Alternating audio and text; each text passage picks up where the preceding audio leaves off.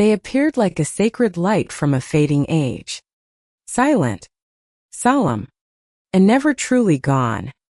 The Knights Templar. Warriors in white cloaks marked with the red cross. Remembered in history as symbols of unwavering loyalty and unshakable faith. But what made them a threat to kings and empires was never their swords, shields, or gold. It was something far more untouchable. Blood. A bloodline set to trace back to ancient royal veins, reaching beyond the bounds of religion and time. When the Templars fell, many believed they vanished. But what survived was something no fire could destroy. Legacy, memory, and lineage.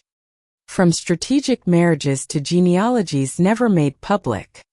From symbols carved deep into cathedral ceilings to names that quietly repeat wherever power gathers. They never truly left. They simply learned to remain silent and to influence from the shadows. In today's special episode with Bedtime History, we'll follow the hidden traces, the forgotten bloodlines, and the questions no one dares to ask. Is there a force that never disappeared? One still pulling the strings of our world from the darkness? Or to put it another way, is this world ever really ours? If there's a true starting point to all the hidden secrets where every clue seems to converge into a single underground current, it would be 12th century Jerusalem, a holy land soaked not only in the blood of warriors, but also in silent agreements that were never written down. Beneath the Temple of Solomon, in the silence of the crypts, where the first 9 Templar Knights once lived, it's said that the very first oath to a chosen bloodline was made, not in the light, but in sacred and silent darkness. Some ancient manuscripts, rare and fragmented, surviving only through scattered European library quotes, mention a divine blood connection between a few Templar founders and Eastern lineages claiming descent from King David or the Nazarene. No one ever confirmed it, but the question still lingers. Why would a group of poor knights with no land or noble titles be granted powers by the Pope that exceeded both church and state law? Was there something in their blood that made kings both fearful and protective? A legend from southern France tells of a secret night ceremony in Jerusalem where the Templars swore to protect a child, nameless, without title, but carrying a rare and sacred bloodline. The child was later brought westward with a regular pilgrimage guarded not as a person but as a living legacy. There's no solid historical proof. Yet centuries later inside Rosslyn Chapel, symbols from ancient Judea reappeared with such precision that randomness feels impossible. Jerusalem, where 3 great religions clash and intertwine, didn't just teach the Templars how to fight, it taught them how to watch, how to receive, and how to remain silent. They learned that some secrets can't be preached. They can only be passed down through blood. Those who once walked the halls beneath Solomon's temple didn't leave with just doctrine. They carried something deeper in their veins. A memory, a duty, a responsibility that no written text could ever name. And from that moment on, a quiet current began to flow.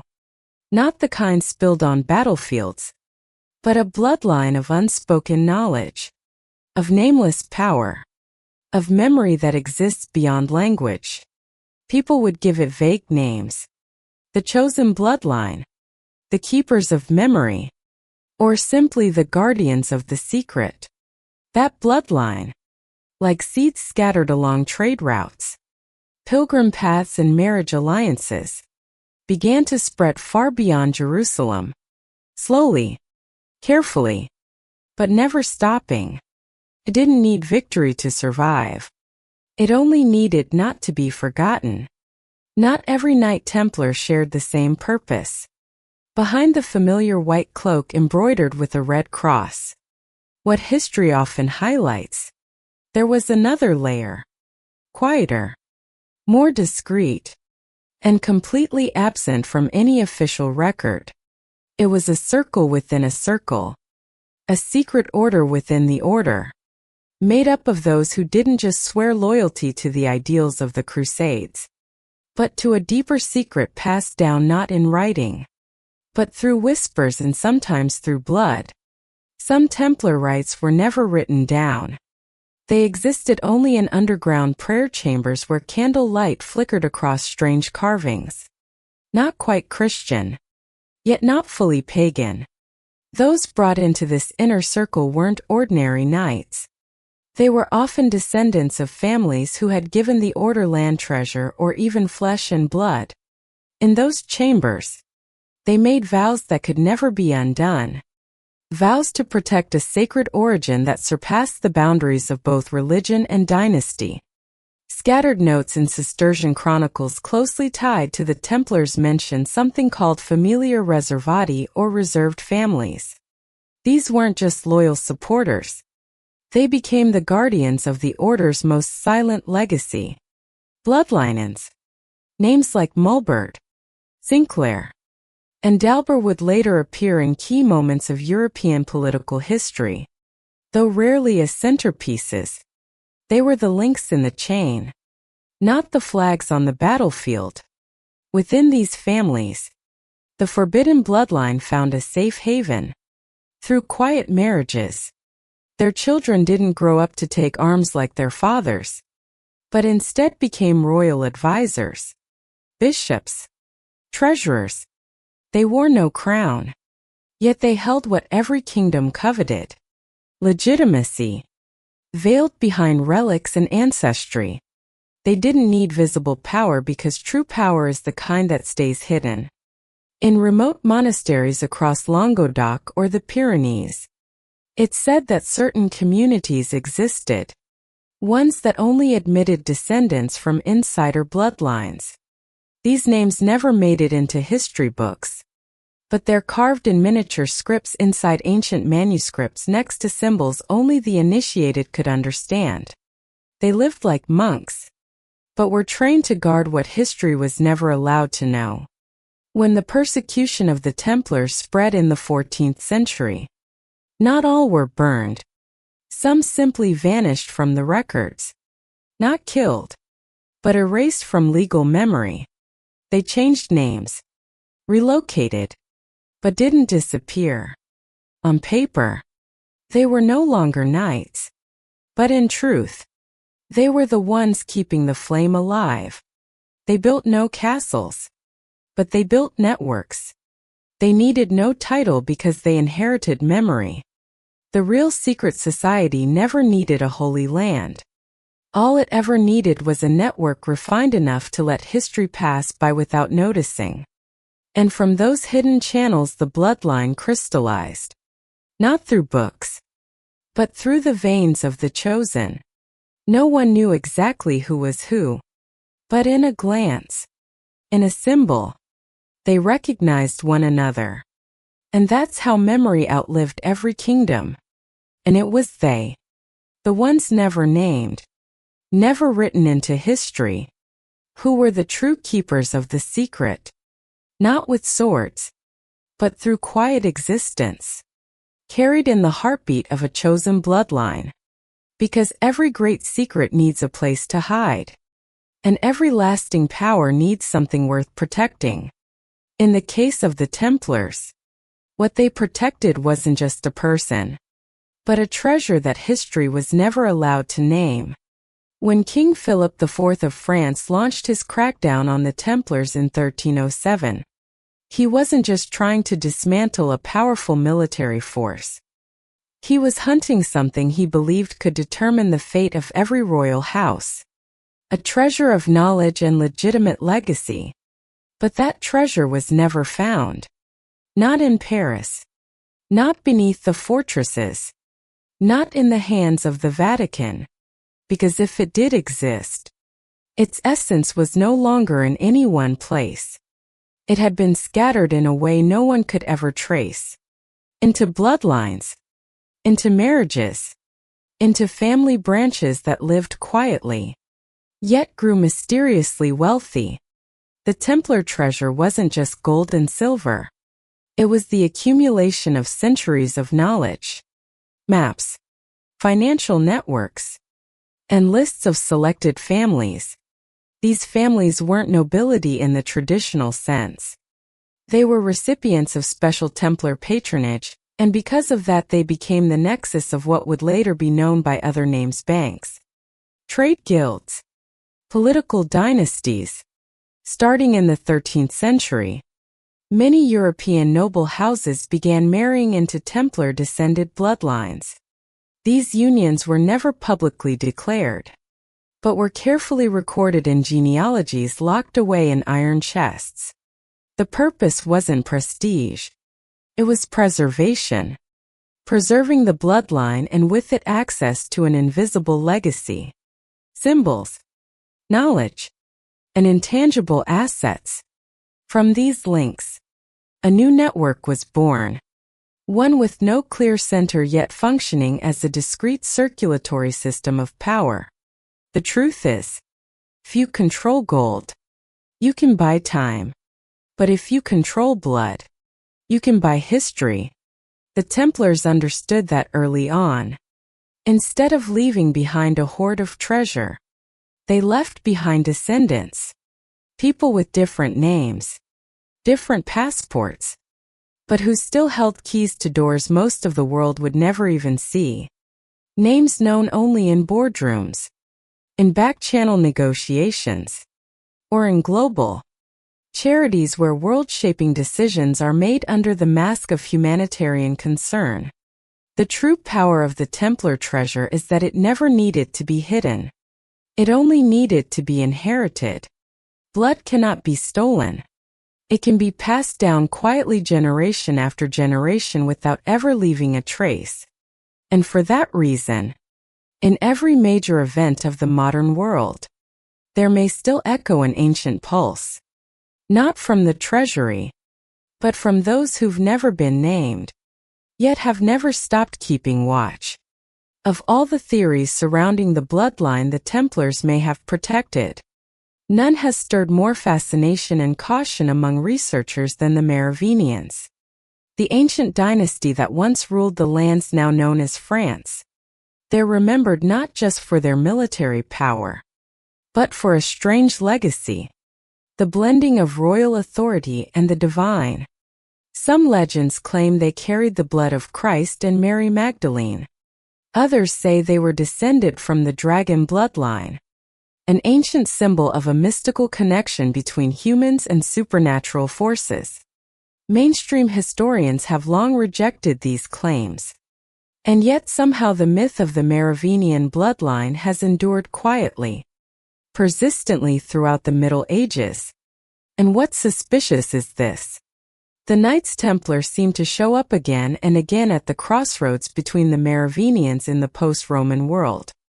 Some researchers believe the Templars weren't created simply to protect pilgrims or holy sites, but as part of a strategic effort to restore a royal bloodline that had been erased from official history after the 8th century. The Merovingians didn't vanish. They were hidden. Their branches changed names, adopted new identities, but remained present in genealogies from regions like Languedoc and Provence.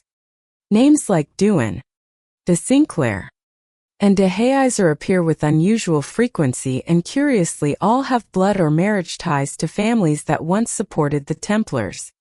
Doesn't stop there. Merovingian symbols, especially the golden bee, a mark of sacred kingship, have appeared in bas-reliefs, doorframes, even on the crosses of certain Templar buildings. No one can fully explain why.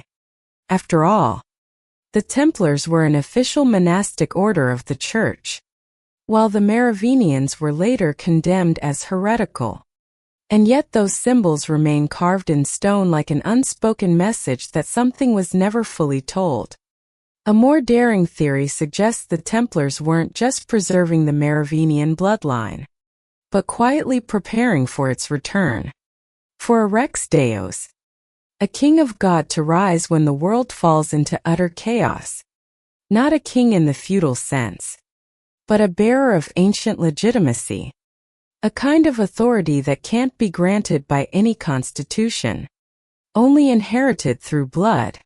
Of course, the evidence is all circumstantial, but the overlap between families, symbols, and patterns of wealth distribution from the Merovingian era to later centuries is hard to dismiss as coincidence, especially when the descendants of Merovingian side branches are still present today.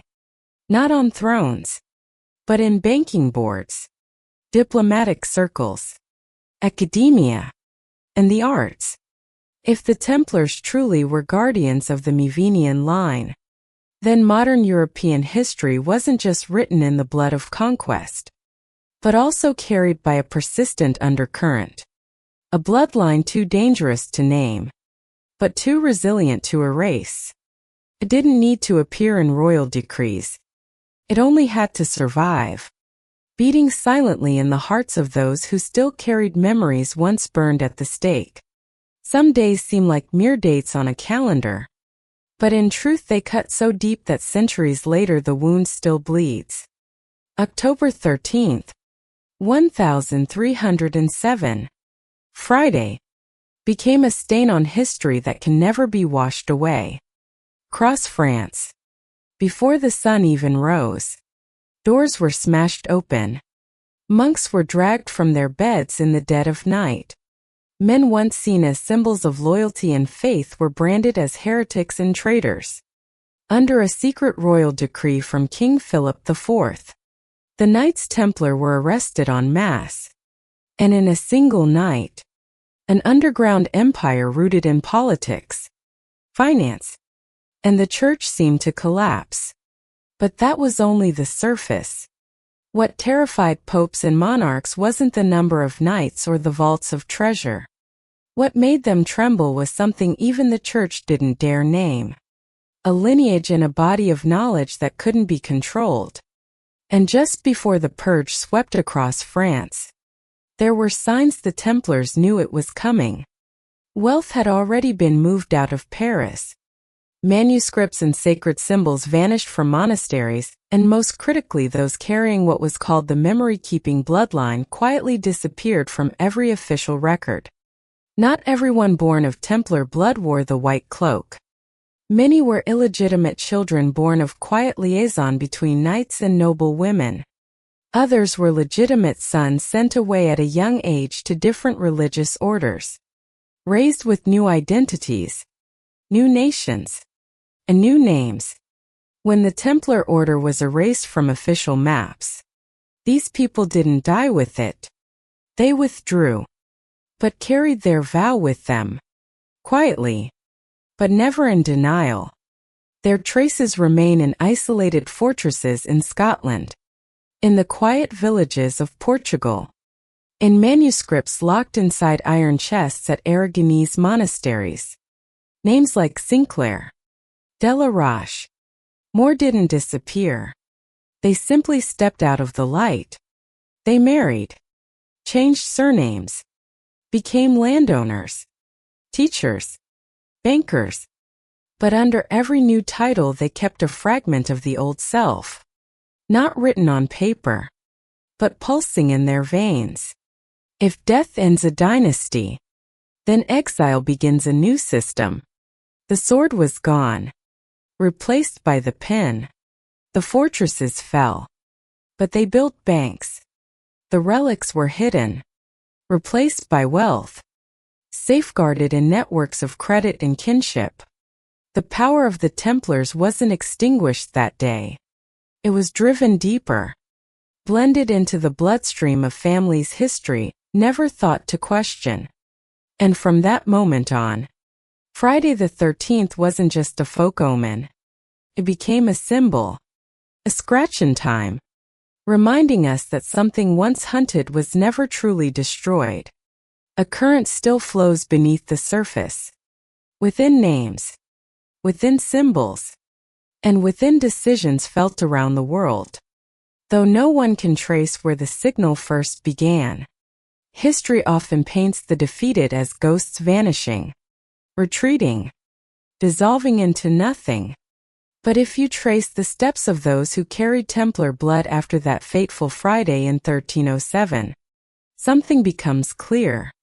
They didn't flee like men who had lost. They withdrew like a strategy already written. And they didn't disappear to escape, but to be reborn. One of the first places to welcome them was Scotland. There, King Robert the Bruce had been excommunicated by the Pope, making him an outsider to the official Christian world. That clash with the Vatican made the northern lands a perfect refuge for the Templars. Disguised as stonemasons, merchants, or monks, they didn't just survive. They began to rebuild. The Sinclair family, guardians of Rawson Chapel, didn't just accept the Templar legacy. They protected it as part of their own bloodline. Rawson was no ordinary chapel. With encrypted carvings on its pillars, mysterious geometry in its ceilings, and symbols far beyond Christianity, it's said to be a stone gospel for those who knew how to read it. Many believe it was a center of Templar knowledge transmission. Its secrets hidden behind layers of symbolism even the Church couldn't decipher. Meanwhile, in Portugal, the Templars didn't just survive. They were reborn in plain sight. With the silent approval of the monarchy, they were rebranded under a new name, Ordem de Cristo, the Order of Christ.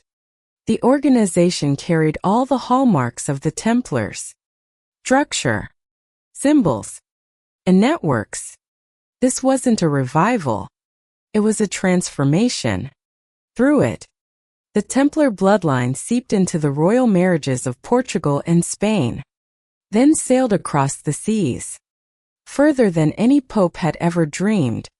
In southern France, Languedoc, the Pyrenees, once a spiritual fortress of the Templars, castles stood abandoned.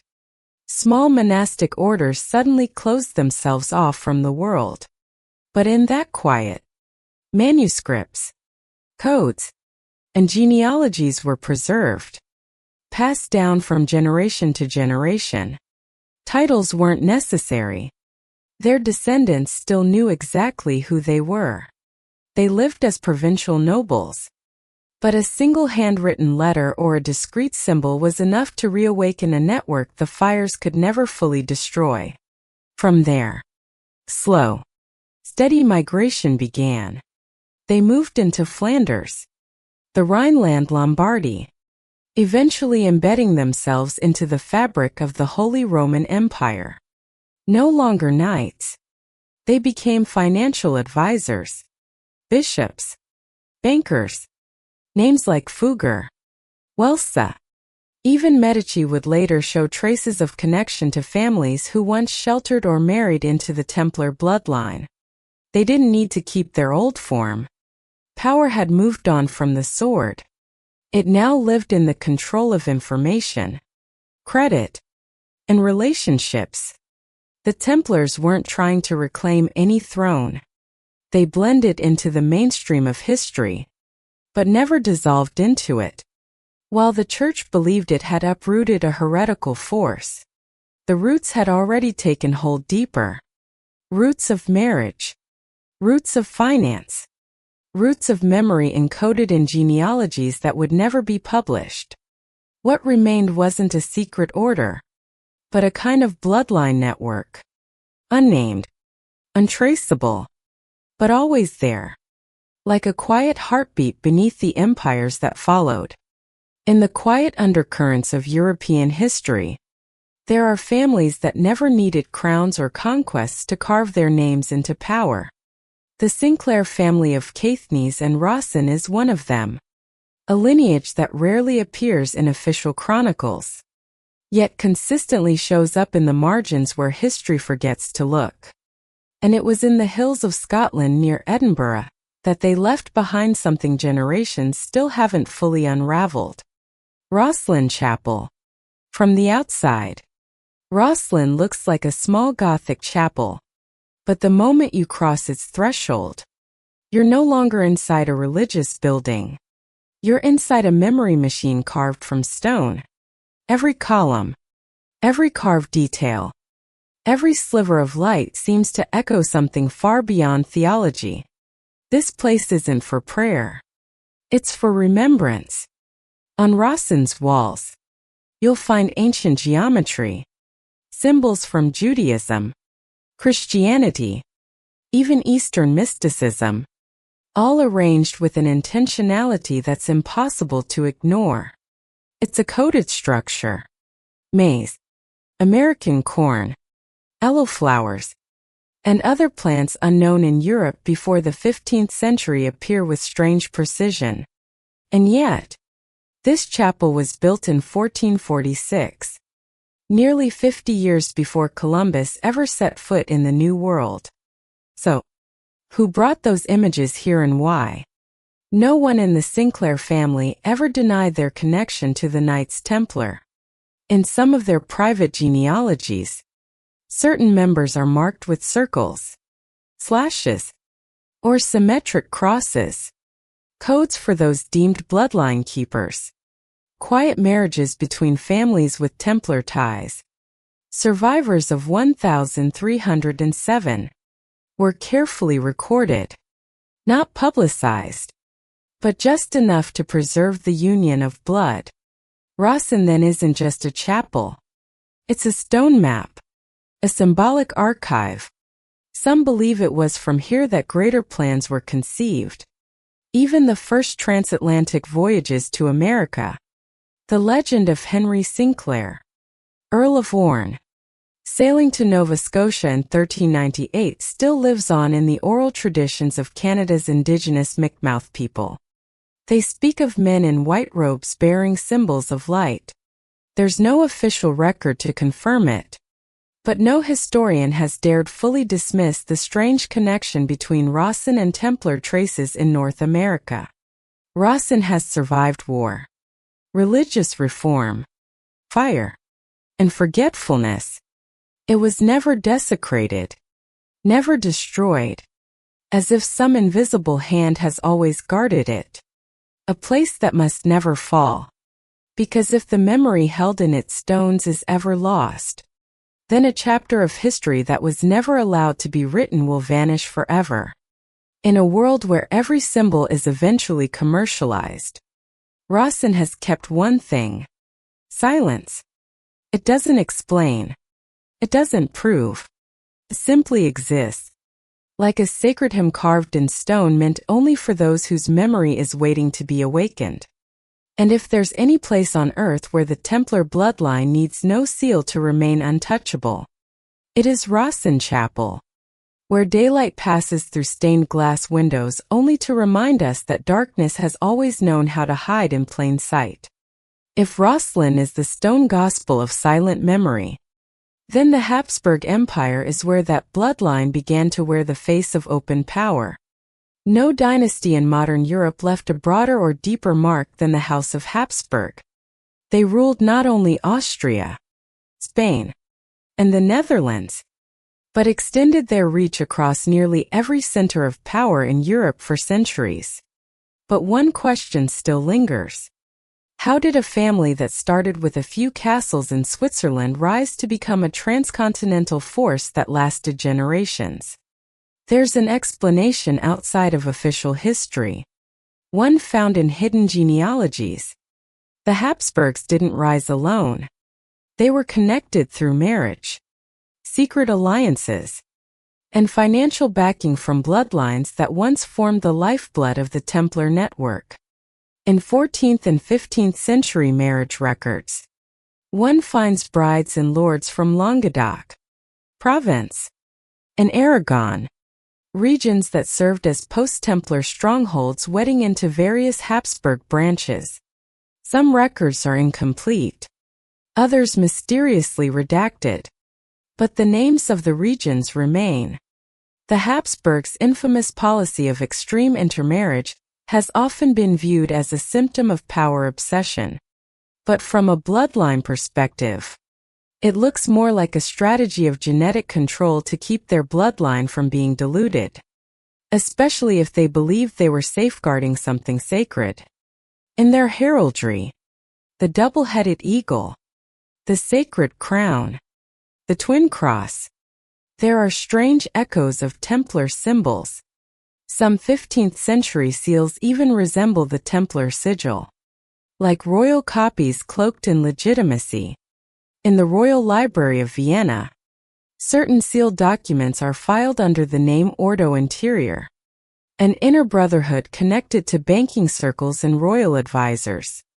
The names of its members have never been revealed, but financial records show money flowing between anonymous trusts in Portugal and Spain, the very places where the Templars had once found refuge and were reborn. This isn't coincidence. It's inheritance of assets, of knowledge, and of memory. Charles V, the Holy Roman Emperor who ruled both Spain and Austria, once declared that his authority was a gift from God, protected by loyal angels. Sounds like theology, but it could just as easily be a coded reference to a nameless, creedless protection network. People outside of recorded history, yet always close to the hand that writes it. Dynasties may fall, but bloodlines don't need names to survive.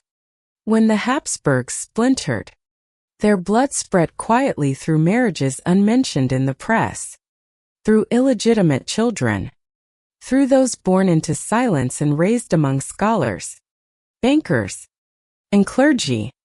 That bloodline didn't ask for a throne, chose influence.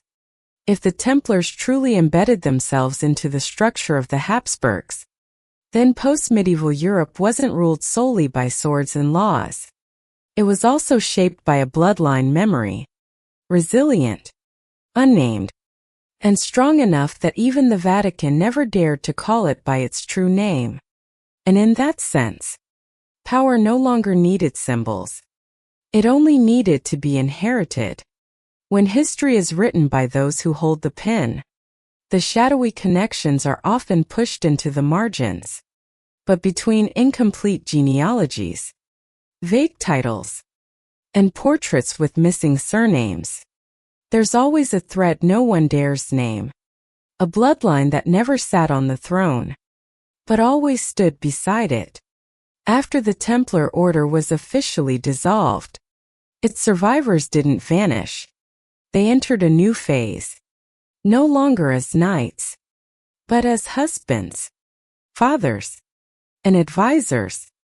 They married into royal families, not to seize power, but to exchange something deeper, legitimacy.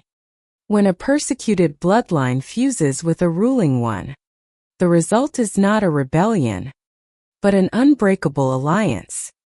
In England, starting from the 14th century, there are clear signs of Norman noble families, many of whom had once supported or sheltered the Templars, intermarrying with side branches of the Plantagenets, then the Tudor, and eventually the Stuarts. Names like Percy, Neville, and Howard didn't just appear on battlefields. They also appeared in royal libraries, treasury offices, and as tutors to future kings, in genealogical records preserved in monasteries across northern England. Many lines appear scratched out or renamed, but the side symbols remain. A slanted cross, a circle within a triangle, or an eye beneath a crown. In France, the former power center of the Templars and the birthplace of their persecution, the remnants of that bloodline didn't disappear. They blended into the Bourbon and Orleans houses, often through marriages where dowries were paid with property once belonging to the Templars. Archives at the French National Library note land transfers of unclear origin. Estates once held by Templar commanderies that ended up in the hands of families with no documented lineage, yet somehow received noble titles from the crown without explanation. One especially revealing case is the Kingdom of Aragon, where Templars were protected as the Northern Papal Crusade hunted them. By the 15th century, Marriages between Catalanian nobles and branches of the Castilian line produced a generation of descendants with dual inheritance. One side royal, the other born of suppressed memory. When examining key figures in the Spanish court of the 16th and 17th centuries, many turn out to be descended from families that once aided the Templars, yet went on to play leading roles in institutions like the Inquisition or in newly formed secret societies. There's no official document stating that these royal houses knew they were merging with a bloodline once hunted by the Church. But looking back at the kings, queens, advisors, and powerful clerics from the 15th century to the French Revolution, one pattern repeats. Beside every throne stood someone with no grand title, but an uncanny influence over strategy, treasury, and especially the education of the next generation. These figures on the edge often vanish when traced back more than 3 generations, like they emerged from thin air. But it's in those gaps that the Templar bloodlines spread. No name needed. No coat of arms. Just a memory and symbols understood only by those within the circle. And perhaps behind every throne ever built, there's always been a foundation made not of stone, but of memories never spoken aloud. A memory from a bloodline once burned, but never broken. Some eras carry the name of light, but in truth, they are the shadows where ancient memory returns under a new disguise. The Renaissance wasn't just a revival of Greek and Roman art. It was the moment when bloodlines once hunted found a new way to exist. Not through the sword, but through image, sound, proportion, and geometry. They didn't need to rebuild an empire. They rebuilt the mind. Beneath the domes of Brunelleschi, within the paintings of Leonardo, and across the strange maps of Italian explorers, a different language begins to appear. One never meant for the crowd. It was the language of symbols, codes, sacred proportions. The very same elements the Templars once carved into chapel ceilings and the undersides of their shields. These weren't revived for beauty. They were resurrected for memory. Leonardo da Vinci belonged to no known secret order. Yet in his paintings, there's something unmistakably close to the architecture of Rossin Chapel. The Last Supper, the Vetuvian Man, Mona Lisa. These works weren't just art. They felt like encrypted messages from a forgotten time. The proportions, the lighting, the placement of hands, the direction of the gaze.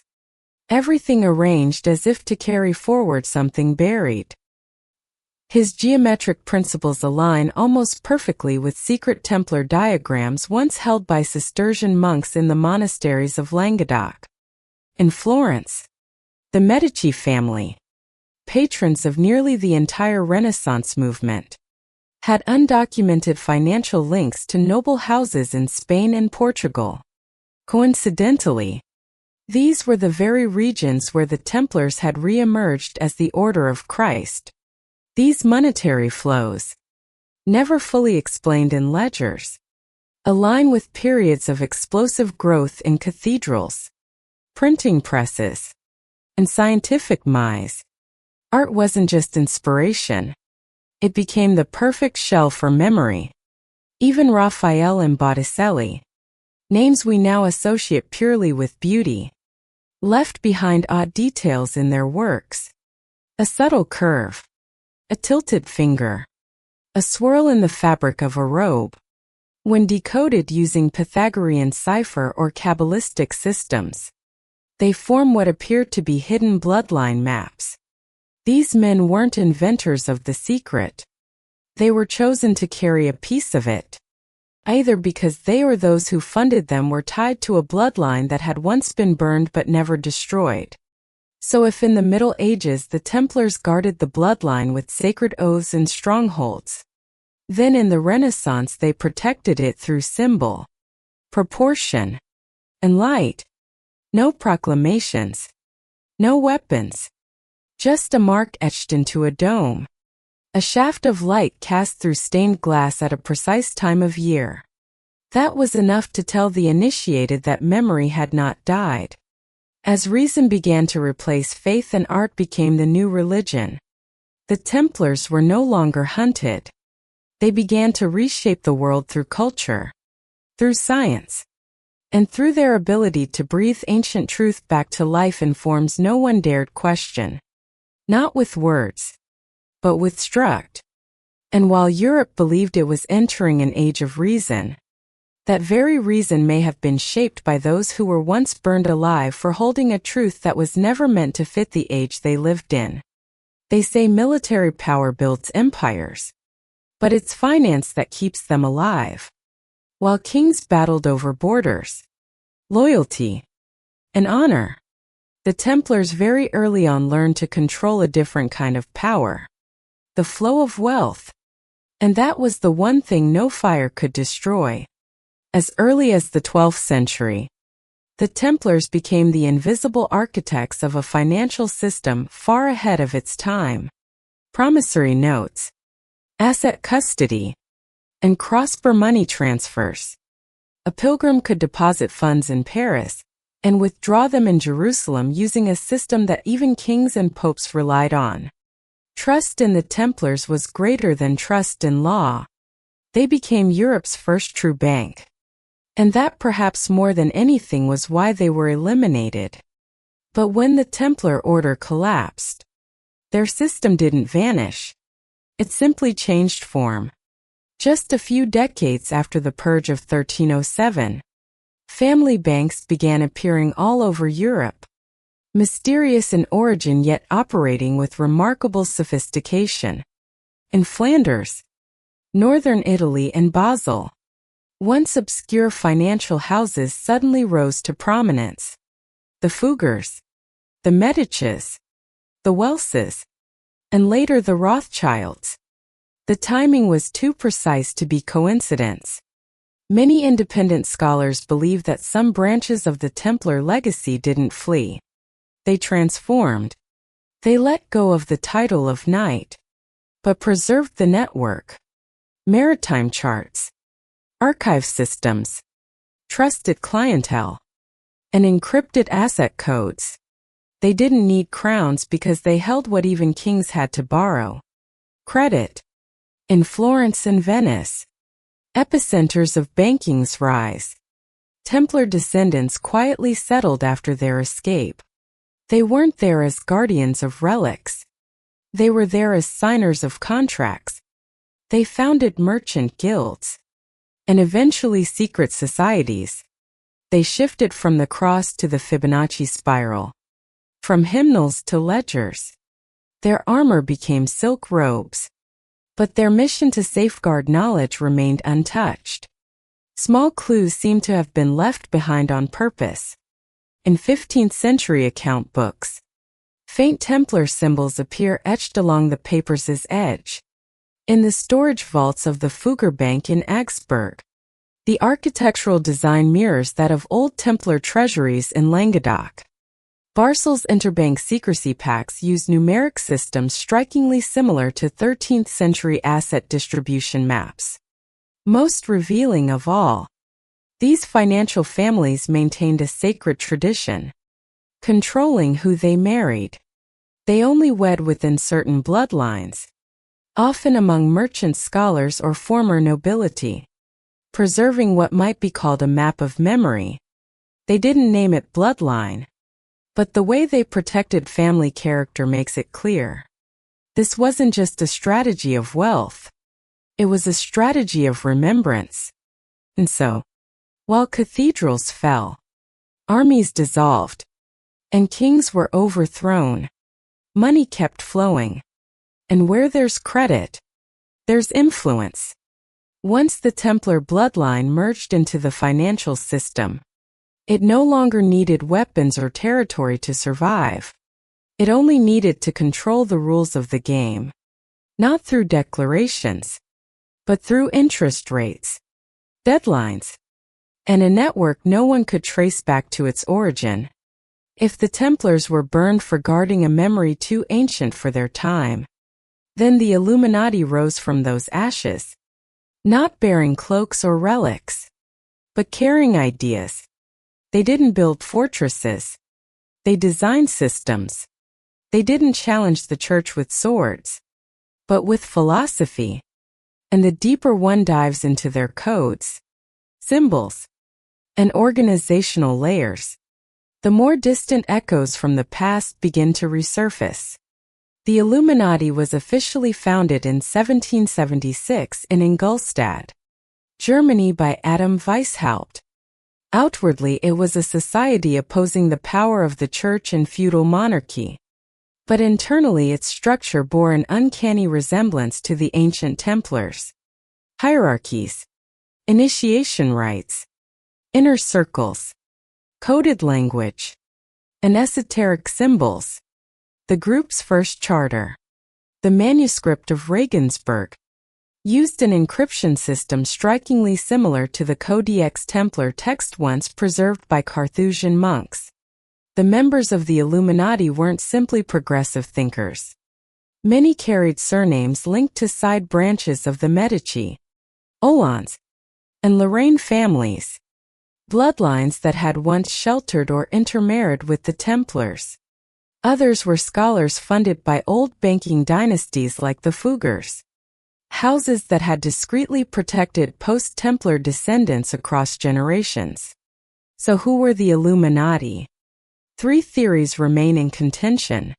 The first, that the Illuminati were a direct rebirth of the Templars, a bloodline carrying old memories and sacred heritage now reawakening in an age of reason. They didn't need castles or armor. They needed structure, ideology, networks of knowledge, and the means to infiltrate emerging political systems. They were the keepers of the flame, but now fanning it into the light of reform, science, and freedom. The second theory sees the Illuminati as a betrayal of the original ideals. A group of secular intellectuals who hijacked Templar structure and symbolism to create a worldly version of power using sacred signs once tied to spiritual memory as tools for radical rationalism. They didn't inherit the bloodline. They distorted it. They didn't uphold the ancient oath. They turned it into a mechanism to steer a society adrift. The third, that the Illuminati was a controlled experiment, an intentional creation by Templar descendants themselves, an internal countercurrent designed to test how modern society might react when ancient memory is reawakened. If the world was ready, they would step forward. If not, the attempt would dissolve quietly. And if this theory holds true, then the Illuminati was never the final goal, only a phase. What's most remarkable is this. When the Illuminati was dismantled, its key members didn't disappear. They re-emerged in Freemasonry in the French intellectual elite and in the early central banks of Europe. The name may have faded, but the structures and symbols remained engraved on currency, embedded in architecture, embedded in rituals, and even the language of politics. No one can say with certainty that the Illuminati were the Templars reborn. But if you trace the overlap of symbols, bloodlines, and ideological influence closely enough, something older, far older, still seems to be moving behind the scenes, not under the name of the Knights Templar, but under the shadow of a torch in an age that believed it had left the past behind. Among the strange symbols of Freemasonry, the compass, the square, the all-seeing eye, sacred geometry, there's something that makes anyone familiar with the Templars feel a chill. These images aren't new. They've simply changed form. And if the Illuminati were a continuation of Templar philosophy, then Freemasonry is where the Templar bloodlines architecture was rebuilt, openly yet never fully graspable. From as early as the 16th and 17th centuries, when Masonic lodges first emerged in Scotland and England, Many founders were directly connected to families that had once sheltered or intermarried with Templar survivors. Names like Sinclair, Neville, and noble houses from Languedoc, once closely tied to the Templar order, reappeared as architects, merchants, and scholars. But they carried with them a history that was never written down. Freemasonry's three-tiered structure, prentice, fellowcraft, master, mirrors the ranks of the ancient Templar hierarchy. Its initiation rituals, coded language, seating arrangements, even body signals used in closed-door meetings all point to a deeper origin than official documents admit.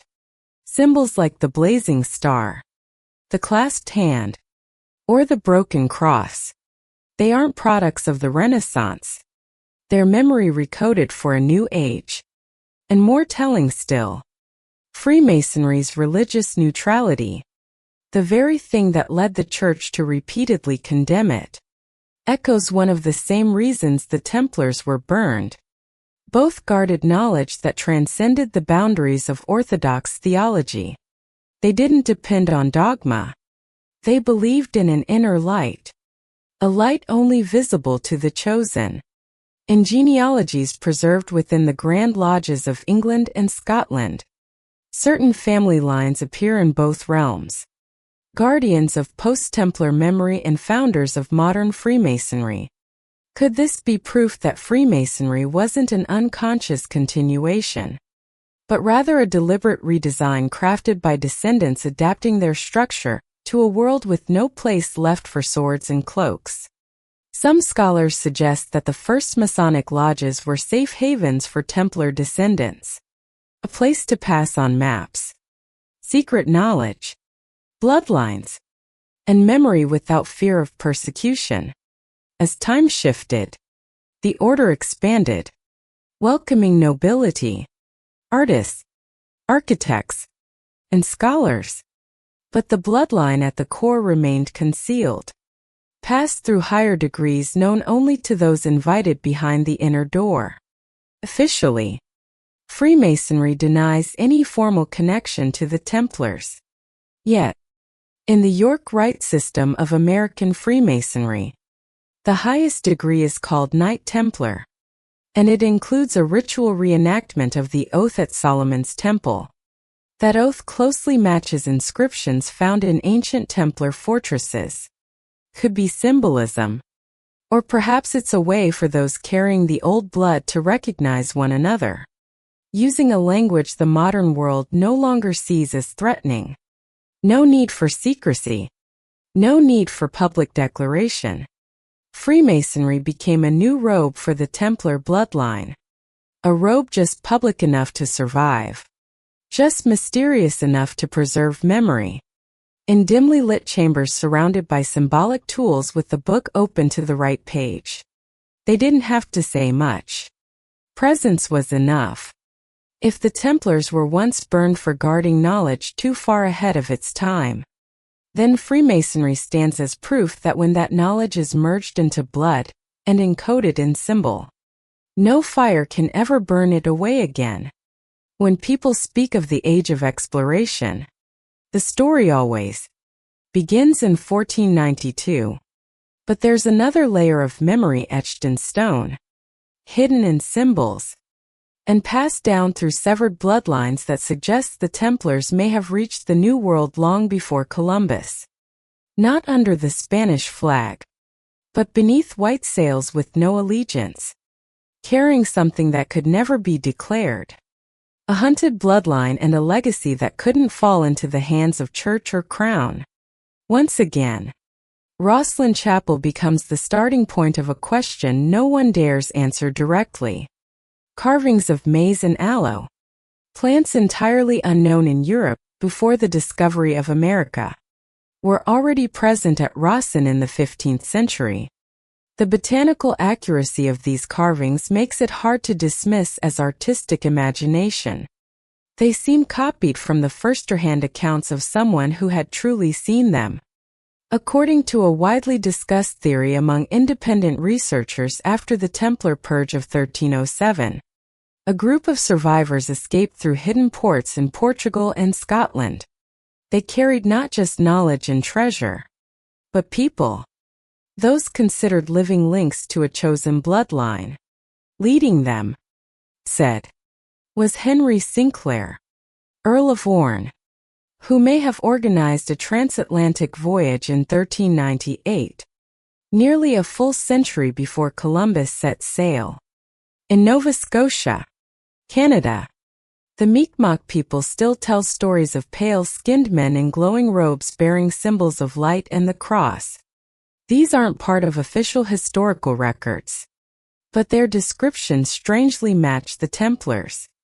Informal surveys in the region have uncovered stones etched with geometric symbols resembling Templar codes, Gothic-style engravings, and even hidden stone chambers deep in the forests, built in ways nearly identical to Templar treasuries in Europe.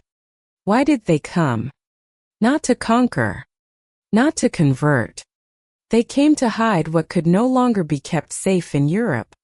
Fragments of memory, fragments of blood, and perhaps even a piece of what was once called the treasure. Not gold or silver, but a network of heirs and maps of forgotten knowledge. North America at that time had no pope, no empire, no Western laws, making it the perfect destination for a legacy that needed to reconfigure itself in silence. If the theory is true, then the history of America didn't begin with discovery. It began with a strategic retreat. And if Rossland was the chapel of memory, then the New World became the place where that memory was hidden once more. Not underground, but between the empty spaces of official history. Maybe they never meant to leave a trace. Maybe being forgotten was part of the plan. Because what is unwritten can never be destroyed. And sometimes the places not on the map are where the bloodline is safest. When the United States was founded, the world saw it as a triumphant rebellion against monarchy and religious authority. A new symbol of liberty, democracy, and individual rights. But peel back the layers. Look closely at the symbols, the bloodlines, and the architecture of American power. And you'll find that not everything was new.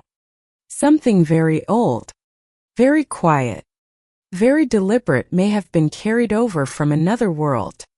From Roslyn, from Jerusalem, from oaths whispered in shadows that were never written down. George Washington, the first U.S. president, was a high-ranking Freemason. He personally presided over the laying of the Capitol building's cornerstone using an old European ritual. The Washington family has Norman roots, and in English genealogical records, there are faint links to the Sinclair and Howard families, both deeply tied to Templar descendants after 1307. That may be coincidence, but when viewed alongside a string of other patterns, coincidence starts to lose ground. Some controversial bloodline studies suggest that more than 30 of America's 45 presidents, as of the early 21st century, trace their ancestry to European noble houses from the Middle Ages where the Templars once held central influence. Adams, Roosevelt, Bush, Kennedy all have branches in their family trees that connect to bloodlines the church once branded as heretical. Among them, the Bush family stands out. 2 presidents, both distantly connected to the Plantagenets, a royal house believed to have had close financial and political ties to the Templars. George W. Bush was also a member of Yale University's Skull and Bones, a secret society with rituals, structure, and symbolism uncannily similar to the blood oath systems of old Europe. They've never claimed to be a Templar legacy, but the organizational model, layered secrecy, and coded imagery speak in the same frequency. Even in the Great Seal of the United States, the eye above the unfinished pyramid, the number of stars, the ribbon's Latin text. There are symbols that seem eerily familiar. These aren't born of democracy. They're echoes of encoded memory. The geometry of the seal has been analyzed using Kabbalistic principles once employed by the Templars in mapmaking and ritual design. America's political system, its division of powers, personal oaths, and internal checks, wasn't just the product of Enlightenment minds. It reflects a kind of moral order once embedded in the Templar rulebook. No allegiance to kings. No obedience to popes. Only loyalty to a structure more sacred than law. But hidden beneath it, this theory holds. Then when a U.S. president places their hand on the Bible to take the oath of office, it isn't just a secular ceremony. It's the modern form of a very ancient vow echoing from the Temple of Solomon, passed through secret societies, recoded into a modern ritual for a position no longer called knight, but carrying the same weight. There is no document that proves this. But history doesn't always need to be written. Sometimes it only needs to be designed. And if the old bloodlines learned long ago that exposure brings destruction, perhaps they chose a different path. Silence. But presence right at the center of modern power. No more fortresses. They built a nation. No more swords. They wrote a constitution. But in every carved seal, every solemn oath, every eye at top an unfinished pyramid, there may still echo a memory that never truly went to sleep. Among all the monarchies still standing in today's world, is perhaps the most public polished symbol of traditional power.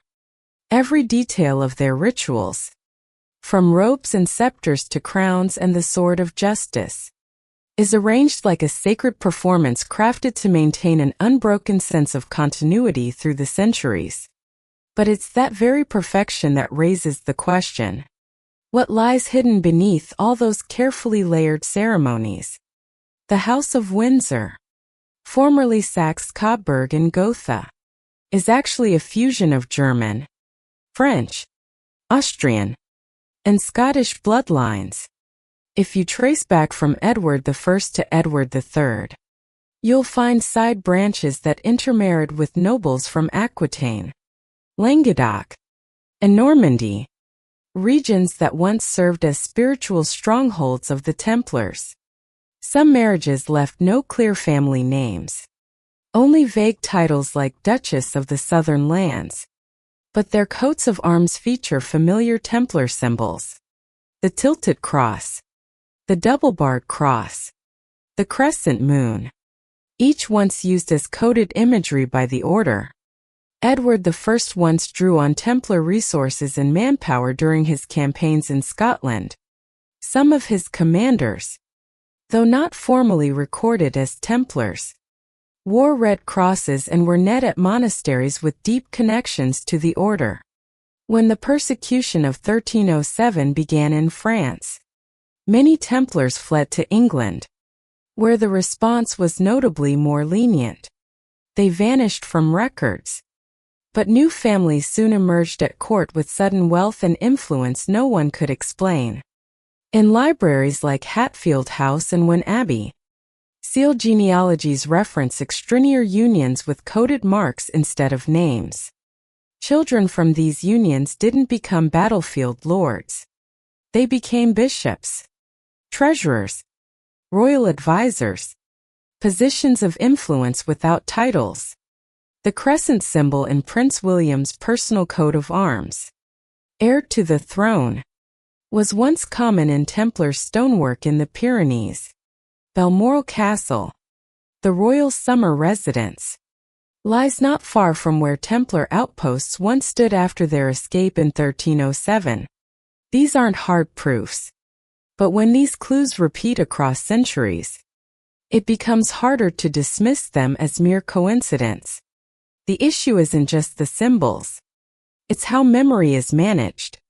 Some royal documents remain sealed under 500-year restrictions. Royal DNA is never tested publicly. Marriages approved within the family sometimes defy both social and traditional norms, but are defended under the banner of privacy and history.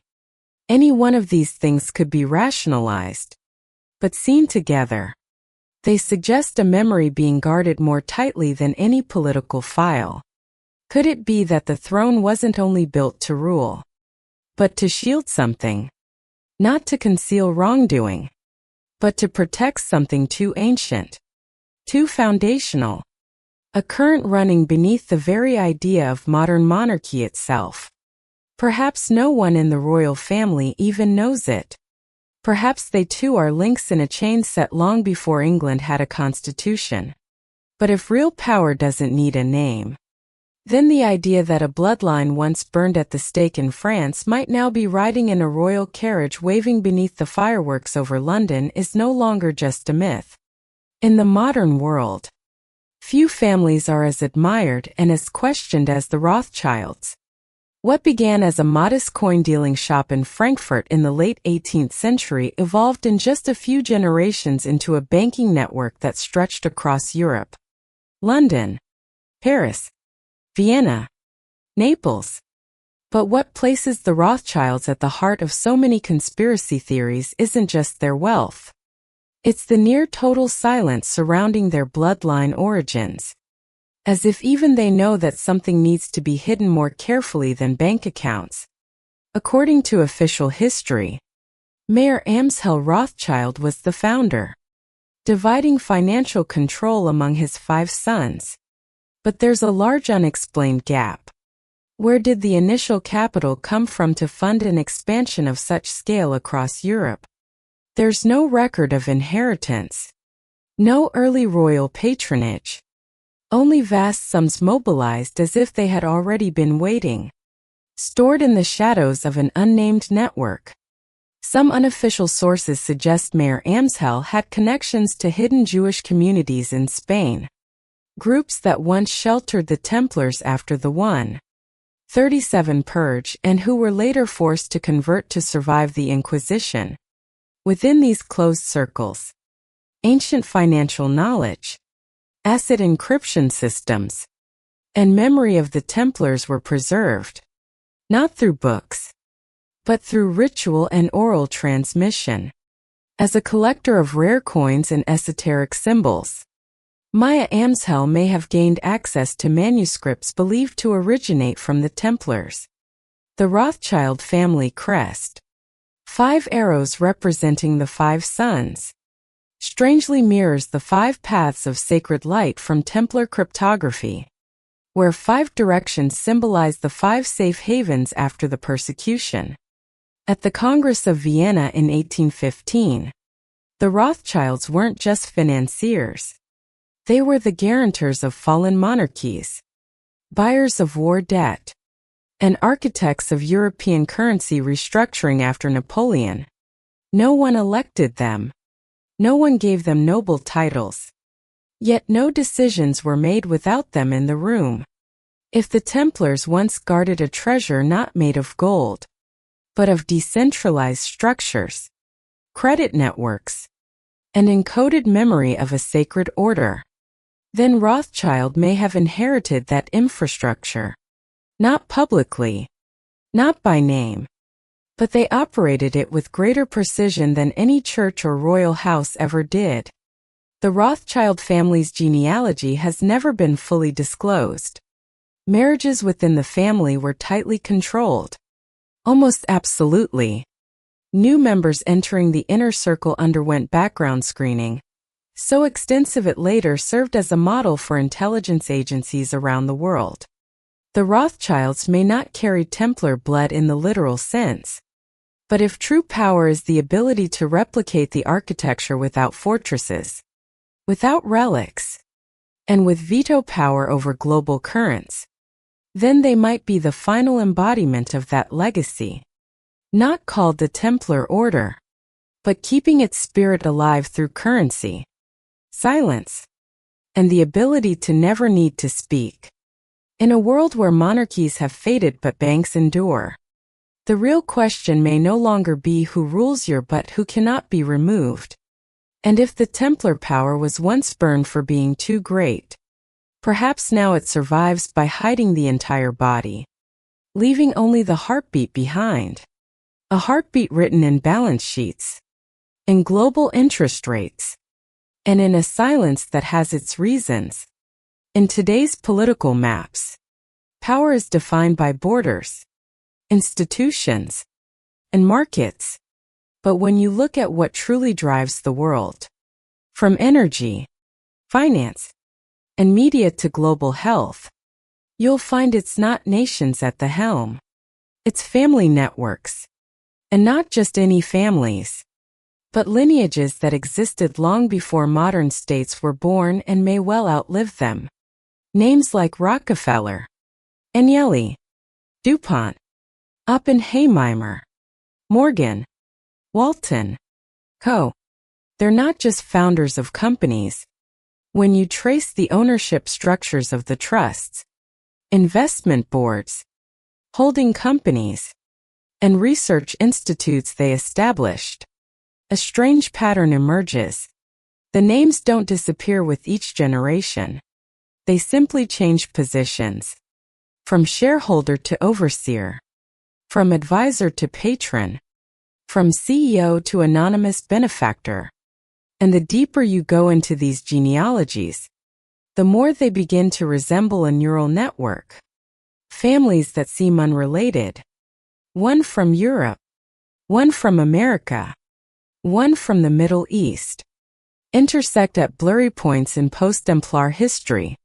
The transatlantic marriages of the 18th and 19th centuries weren't just economic alliances. They were bloodline strategies creating a generation of dual power heirs.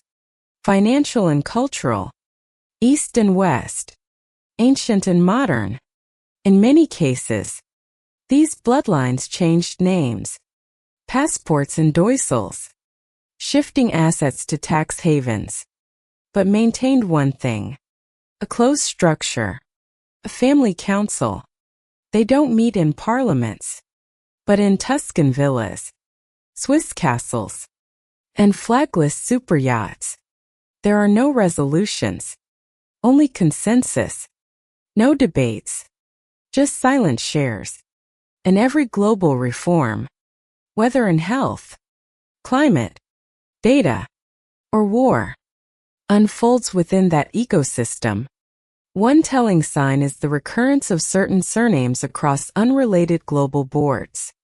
Someone who sits on an investment fund in California also advises an NGO in Geneva, while quietly directing an asset trust in Bermuda. These names don't seek the spotlight, but they always appear at the right time, in the right place, and often in positions that simply cannot be replaced. Some families make no secret of their quiet pride in what they call Templar legacy, even if they never formally acknowledge it. Stylized crosses, twin pillars, the double pine tree, the all-seeing eye. These symbols appear in the logos of investment firms, academic institutions, and even the emblems of global ethics councils. These are no longer religious symbols. They're markers of inner identity. Universities like Yale, Harvard, Oxford, Stanford aren't just schools for elites. They're filters where those of the blood are tested for adaptability, intelligence, and the ability to keep silent. Admission isn't determined by test scores, but by background that never appears on paper. From there, a new generation is brought into the ecosystem of power, not because of inheritance, but because they are trusted to be close enough to the original memory. There is no document proving the existence of a global bloodline council, but financial disclosures, cross-ownership records, and multi-sector investment reports suggest this much. Coincidence has long been surpassed. Power no longer comes from weapons or ballots. It flows from a network no one realizes they live inside.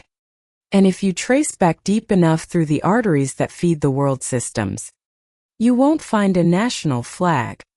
You'll find an oath, a memory, a bloodline that no longer needs religion for legitimacy or thrones to rule, because it has become the ecosystem of the modern world itself.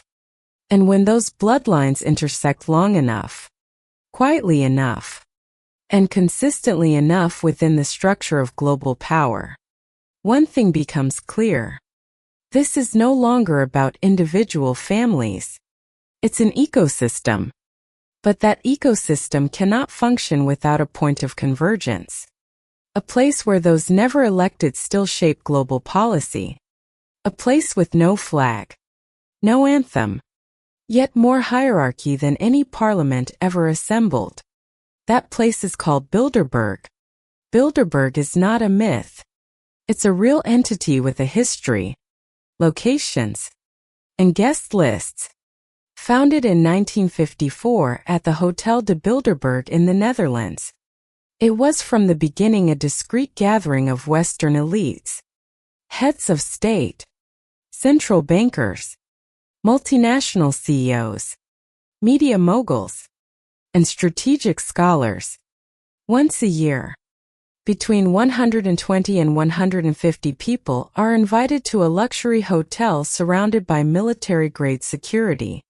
No press, no recordings, no transcripts, and most importantly, no one ever asks why they were invited.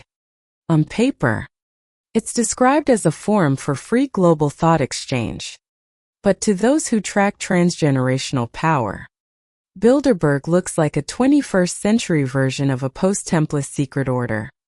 No temple, no crest. Just the machinery of silent consensus. It's not about what's said. It's about who is invited and who isn't. The guest lists across the decades show a pattern. The same bloodlines returning generation after generation. Rothschild, Rockefeller, Agnelli, DuPont, Vanzeland, De Castistries. Names that if traced backward through history, touch regions once held by the Templars, or families that were links in the post-Templar network. They don't call themselves Templars, but their operational structure and influence echo a very familiar order, one built on vows and buried knowledge. Bilderberg has no constitution, no national flag, but everyone inside knows their place.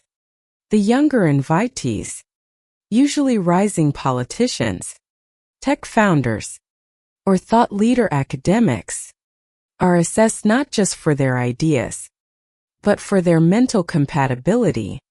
And that isn't defined by education, but by a kind of collective memory passed down, never taught. In many closed-door sessions, witnesses have noted strange symbols, twin pillars, the circle within the square, an unfinished pyramid topped by a single eye, all of them once tied to the Templars, later repurposed by Freemasonry and the Illuminati. These images are never publicly explained, yet they appear on seating arrangements, private invitations, and limited edition internal documents. If the Templars once unified the scattered powers of medieval Europe into a sacred financial military network, then Bilderberg is that concept reborn for the age of globalization, linking central banks, media, corporations, and political figures into a single silent rhythm. A concept agreed upon at this gathering can become national policy within years via an activated campaign, a restructured institution, or a rationalized global crisis. There is no overt conspiracy, only an eerie consensus among those who've never run for office, but who influence election outcomes, among those who never draft laws, but are present before they're written. No minutes are recorded, but everyone knows what happens next. And so Bilderberg doesn't need to exist in the open. It isn't an organization. It's the pulse of consensus among those who've learned how to rule without ever needing to reign. No more swords. Only strategy. No more sanctuaries. Only security schedules. But the essence remains unchanged. A circle of the chosen bound by memory, blood, and the ability to make the world believe it's running freely. In the smooth shadows of luxury conference rooms, what was once sworn beneath the Temple of Solomon may still be whispered. Not in Latin, but with a nod. If the world is a stage, then the financial markets are the backstage where all the strings are quietly pulled. Here, the leading actors never step into the spotlight. They don't run for office. They don't make public speeches. They exist behind the numbers, behind the charts, the bailouts, and the interest rate hikes. And if we trace the origins of this global mechanism, the system that now governs the world economy, we'll find that it isn't new. It's something very old. So old, in fact, that it was once burned for being too far ahead of its time. The financial architecture of the Templars. As early as the 12th century, the Knights Templar had already laid down the principles of modern banking. Cross-rhinal money transfers, guaranteed promissory notes, asset trusteeship, custodial management. The Templars didn't need to conquer land to control territory. They controlled the flow of capital through it. They lent to popes and kings alike, serving as the financial intermediaries for nearly every major war. But that same independence made them the greatest threat to any authority that couldn't control them.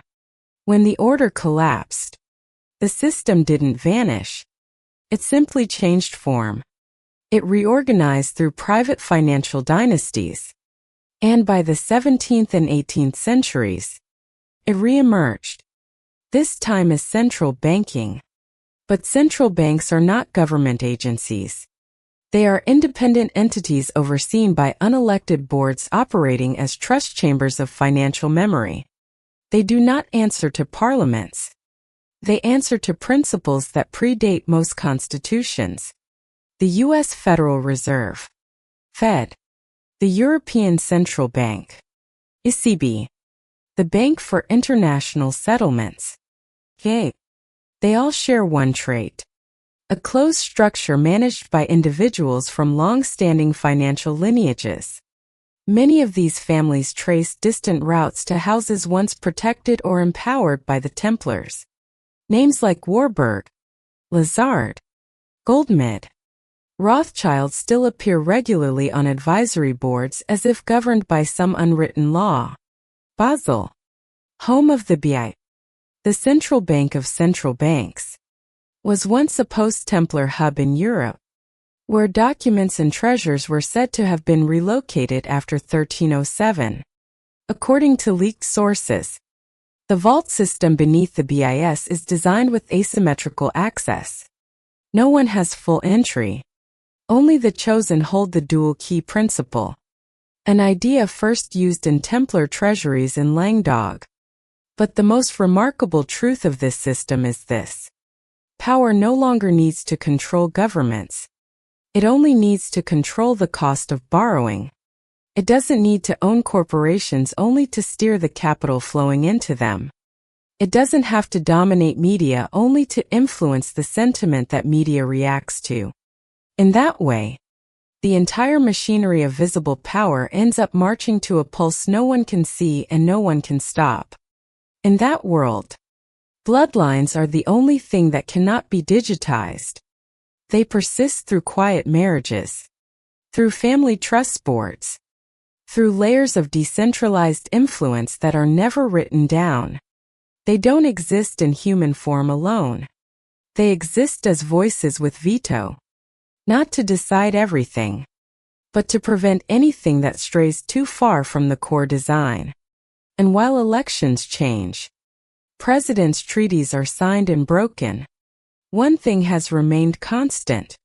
The strata of bloodlines behind central banking have never shifted. Names may change, but they are always succeeded by someone close enough, If the Templars once built a financial system powerful enough to make the Pope their data, then the modern world may still be living in a more refined version of that same system.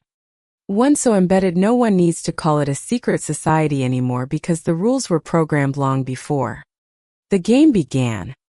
And the frightening part isn't that we don't know who wrote the rules. It's that the rules were written before we realized we were playing. In today's world, you don't need an army to conquer territory. You don't need policy to shape ideology.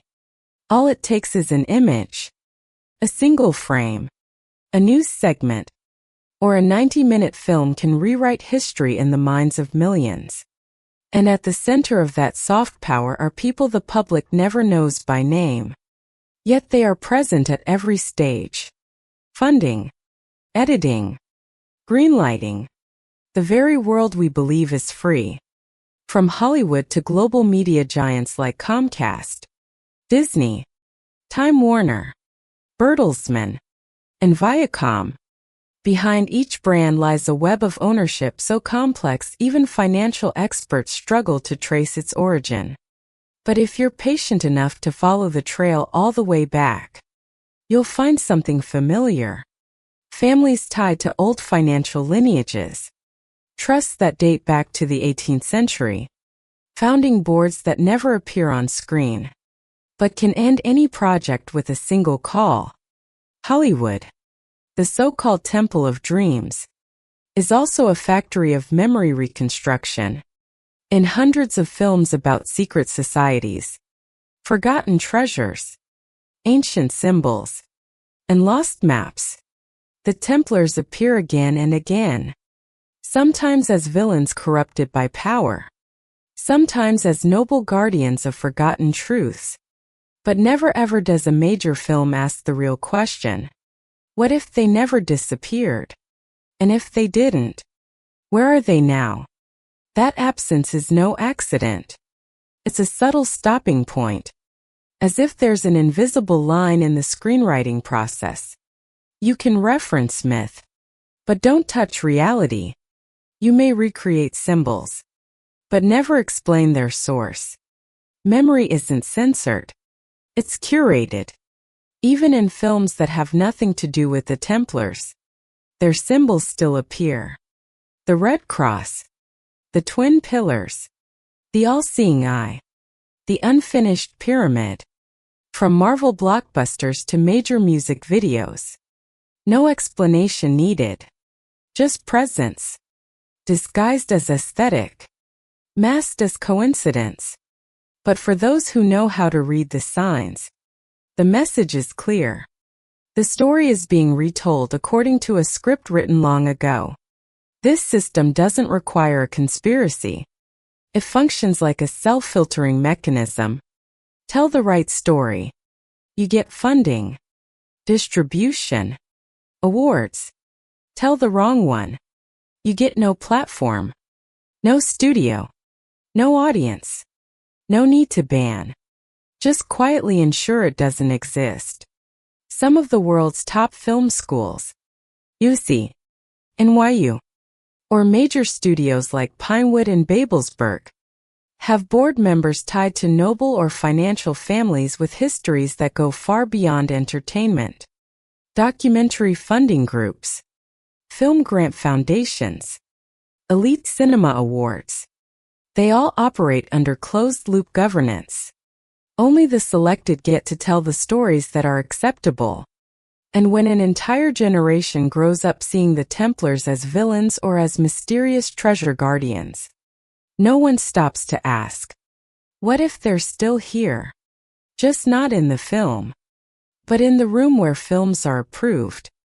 That's the power of narrative design. When you no longer need to change the truth, only how people access it. When the public believes they're being enlightened, but in reality they're being guided down a path already laid out. And so the Templar legacy doesn't just live on in bloodlines, in finance, in symbols.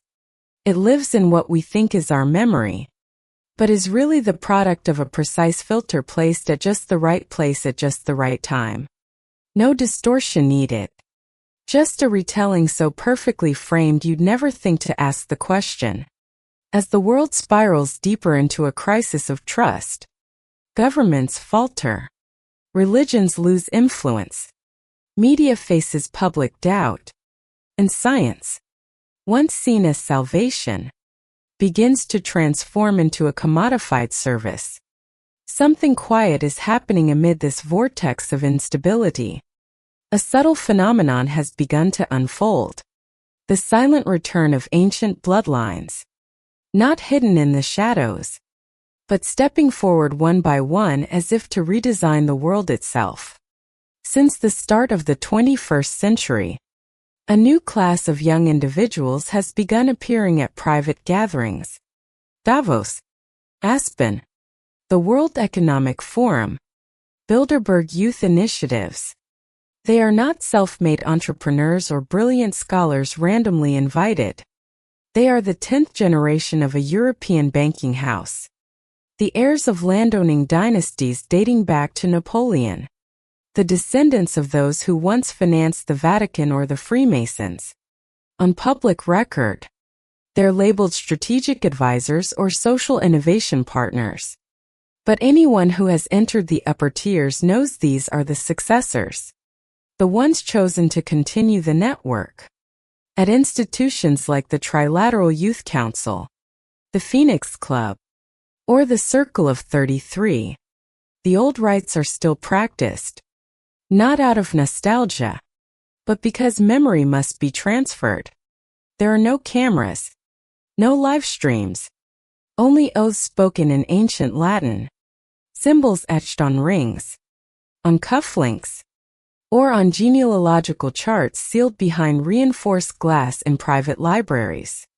Everything is preserved, not for decoration, but because they are the encryption of memory. Some of the world's top tech corporations have quietly begun to recruit under non-public lineage policies, not just for financial pedigree, but for cultural legacy. Certain families have even acquired genomic testing firms solely to map internal bloodlines, ensuring that those designing the future are quite literally aligned with memory. It's no longer about hiring talent. It's about choosing those who belong. Even the language of the 21st century is shifting. In speeches on AI, Web3, blockchain, and the metaverse, phrases now surface that feel eerily familiar. Decentralized ethical governance, the sacred architecture of data, the inheritance of ancient knowledge in the age of machine learning. Sounds innovative, but to those fluent in ancient symbol systems, this is how the Templars spoke of knowledge 8 centuries ago. Equally striking is the purposeful repetition of symbols in emerging architecture. Twin stone pillars framing the entrance to an AI research center. A circular skylight aligned with the Fibonacci sequence. A facade measured to a 33:11 ratio. Subtle engravings on the far corners of walls. Each one a declaration without a word. The legacy has returned. And this time they don't need to hide. The world is tired of old institutions, ready to embrace anyone who seems to know what they're doing. And so the bearers of ancient bloodlines step forward, not to rule, but to redefine. They don't need official power.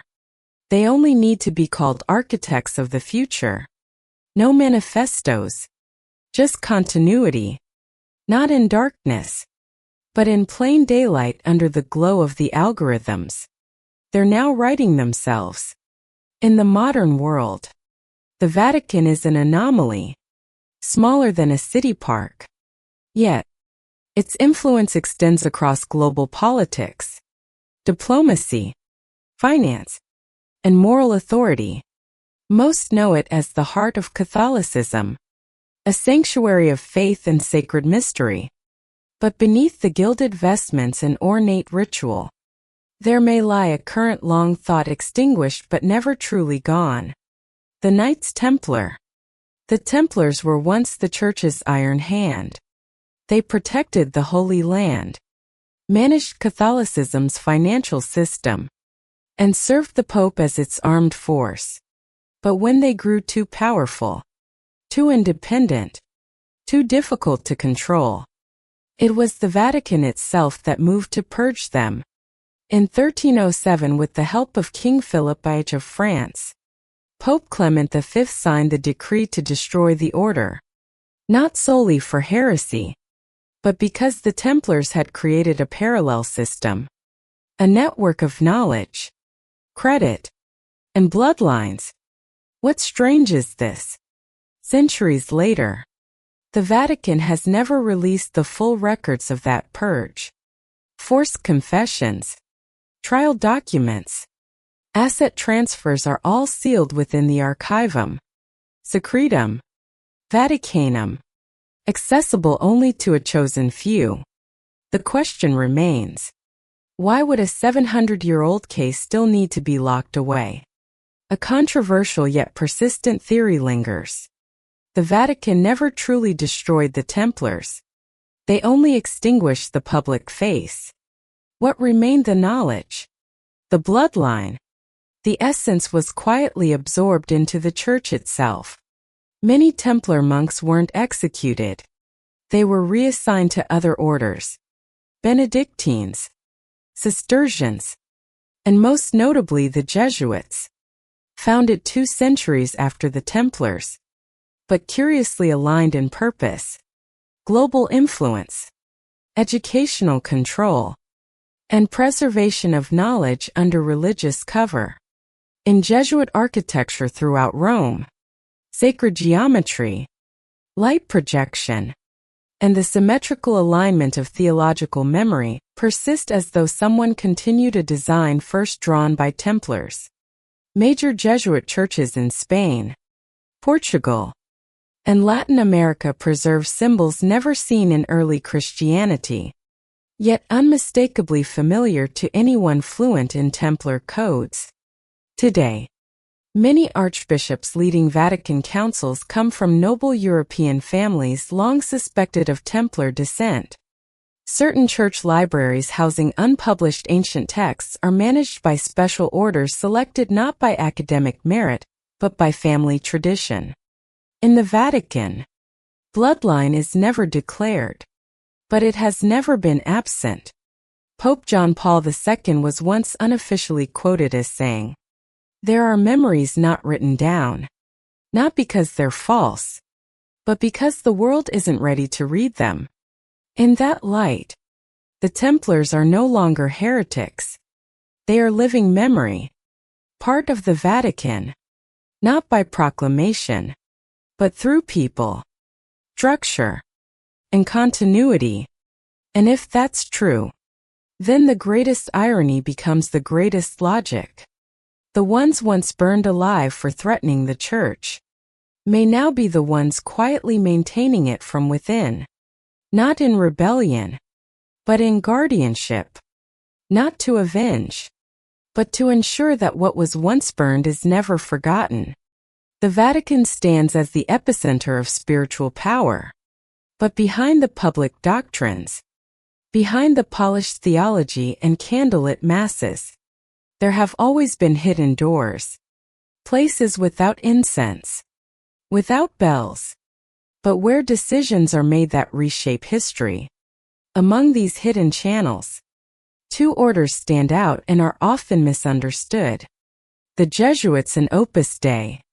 They may appear as religious institutions, but when you look deeper into their structures, symbols, and influence, you realize they are not just missionaries. They are guardians of memory. The Jesuits, founded in 1540 by Ignatius Loyola, emerged in a Catholic world shaken by Reformation. But from the beginning, they didn't operate like a traditional order. They didn't build monasteries to pray. They built schools, libraries, military mice, and intelligence networks that span Europe and its colonies. They became the professors of princes, advisors to kings, and authors of the world's theology textbooks. This expansion wasn't reactionary. It was strategic. Opus Dei, founded later in the 20th century, chose a subtler path. No churches, no armies. They embedded themselves in finance, law, education, media, and especially within the power structure of the Vatican. Opus Dei doesn't recruit the public. They invite in only those with the right ethics, intellect, and crucially lineage are even considered. In documents leaked from the Vatican Library, references appear to Templar monks who escaped persecution by being reintegrated into secret orders in Spain, Bavaria, and Switzerland. These men were not executed. They changed names, changed orders, but they preserved the manuscripts, symbols, and organizational maps of the Templars. The phrase Ordo Interioris, the inner order, appears repeatedly in internal records from the 14th and 15th centuries. One coded phrase is repeated in those texts: Deus est sanguis aus vive, God is truth and his blood shall live on. It's not from the Bible, but it matches word for word a stone inscription found in the crypt beneath Château de Gizur, once a Templar stronghold. Both the Jesuits and Opus Dei are structured in 3 tiers with an innermost circle that is nearly invisible to the outside world. Leadership is not elected. It is elevated by internal consensus. Not the smartest, but the one who understands best what must never be spoken. They preserve memory, not through preaching, but through networks. In many of their secret initiations, ancient Templar symbols quietly reappear. A sword plunged into the ground, a circle inscribed within a square, light projected downward from pillar to stone, used not as tribute but as encryption, not to honor the past but to protect what must never be written.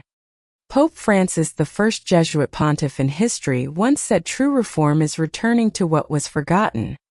No one asked what he meant, but under his papacy some previously sealed Templar records have been quietly reopened for internal review. Several post-doctrinal orders have begun revisiting Templar scholarship, not to condemn, but to reconsider. If the Templars were once burned for guarding secrets, then the Jesuits and Opus Dei may be the institutions where those secrets are now encrypted beneath layers of refined theology. No more warriors, only scholars. No more swords, only councils. But what is protected remains the same: ancient memory, silent bloodlines, and an oath that has never been revoked. Not out of thirst for power, but because the world still isn't ready to reread the first page. As the world entered the age of steel, glass, and concrete, many believed the language of symbols had died. That golden domes, stone pillars etched with codes, shafts of light aligned with solstices were relics of a mystical past. But look closer at modern buildings, international conference centers, central bank headquarters, the global HQs of tech giants, and you'll see memory didn't vanish, changed form. The language of the Templars, golden ratios, Pythagorean geometry, sacred symmetry, once defined sacred architecture. These principles weren't decorative. They were coded knowledge. Every curve, every angle, every beam of light was a declaration of an order embedded within matter itself. And astonishingly, those same principles are reappearing not in cathedrals, but in the most seemingly secular buildings of the modern world. Take the United Nations headquarters in New York. The facade is glass. Yes, but the floor plan follows a 3:1 ratio. And the light-to-depth alignment reflects the reflective chapel blueprint, once used by the Templars. A rear corridor contains exactly 33 horizontal stone blocks, matching the 33 initiator steps of Freemasonry. Vatican Radio's headquarters. The Louvre's modern wing. Denver International Airport. All reveal intentional geometries, guided light paths, and architectural ciphers that are anything but random. Some of these modern structures were built to top ancient ley intersections, a sacred energy grid the Templars once used to align their chapels with Earth's natural force lines. When asked, the architects of these buildings refer to geometric tradition, internal order, or the sacred language of light, phrases that echo the Templars' medieval texts almost word for word. Not everyone sees it, but those chosen to enter certain rooms beneath the dome that casts sunlight precisely onto the center of a council table at noon, or seated between two columns identical to Jachin and Boas. No, this is not just a room. This is a manuscript, unwritten, yet always being read. Many of the most renowned architects of the 20th and 21st centuries come from families once linked to the Templars or their Masonic successors. They never publicly mention a tradition, but in interviews they often refer to the influence of architectural schools never taught in universities. They use light as language, voids as punctuation, and material as memory. Each structure whispers of knowledge that has no archive except stone itself. There are no more crusades, but cross-shaped sculptures still rise in public parks. No more fortresses, yet global control centers mirror the proportions of Templar commanderies. No more relics, but encrypted data vaults are being built in the shape of underground chapels with skylights aligned to the sun's position on the spring equinox. And so the Templar bloodline, no longer living through name or title, lives through form. No vow is needed, just a column set at 33 degrees.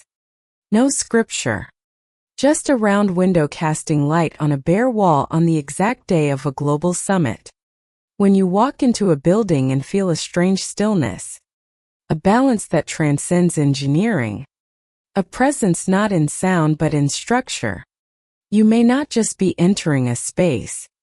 You may be entering a stratum of memory, a memory not meant for everyone, but one that always recognizes those who have learned to see with eyes once opened. In the Middle Ages, power was carved in stone. In the modern world, it's encrypted in systems. If the Templars once controlled finance through handwritten letters, safeguarded treasure with maps, and preserved memory through symbols, then today everything they once protected may now reside within data centers. Invisible, abstract, yet in control of everything.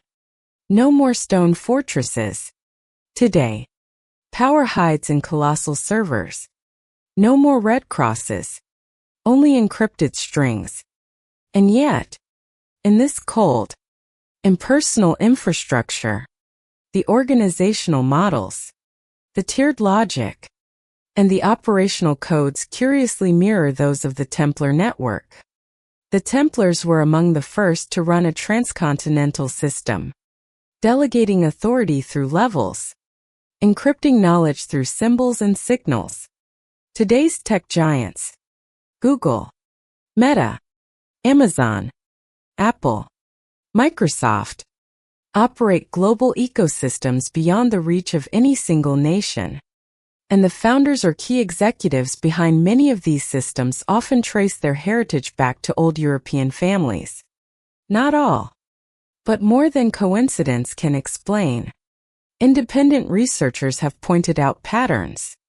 Founders educated at institutions where secret societies still quietly operate. Stanford, Harvard, Oxford. Recipients of special scholarships.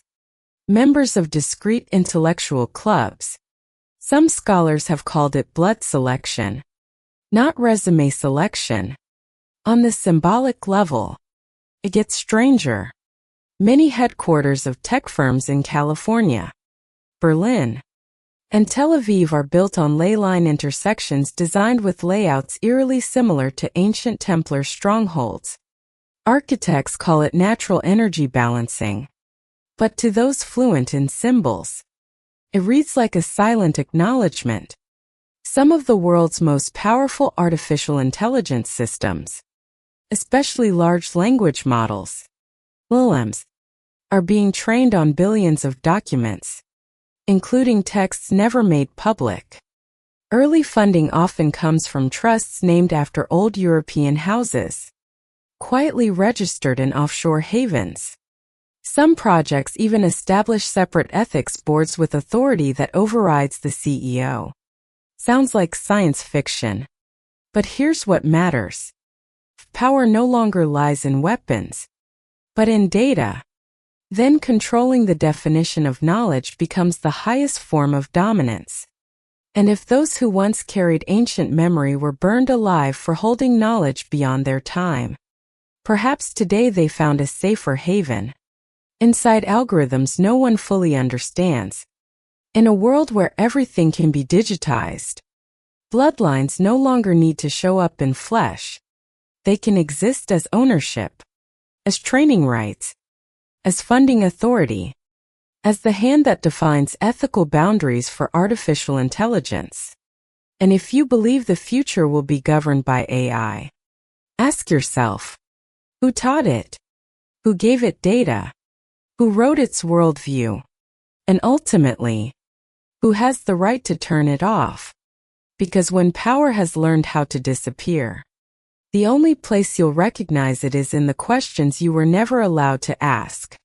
September 11, 2001.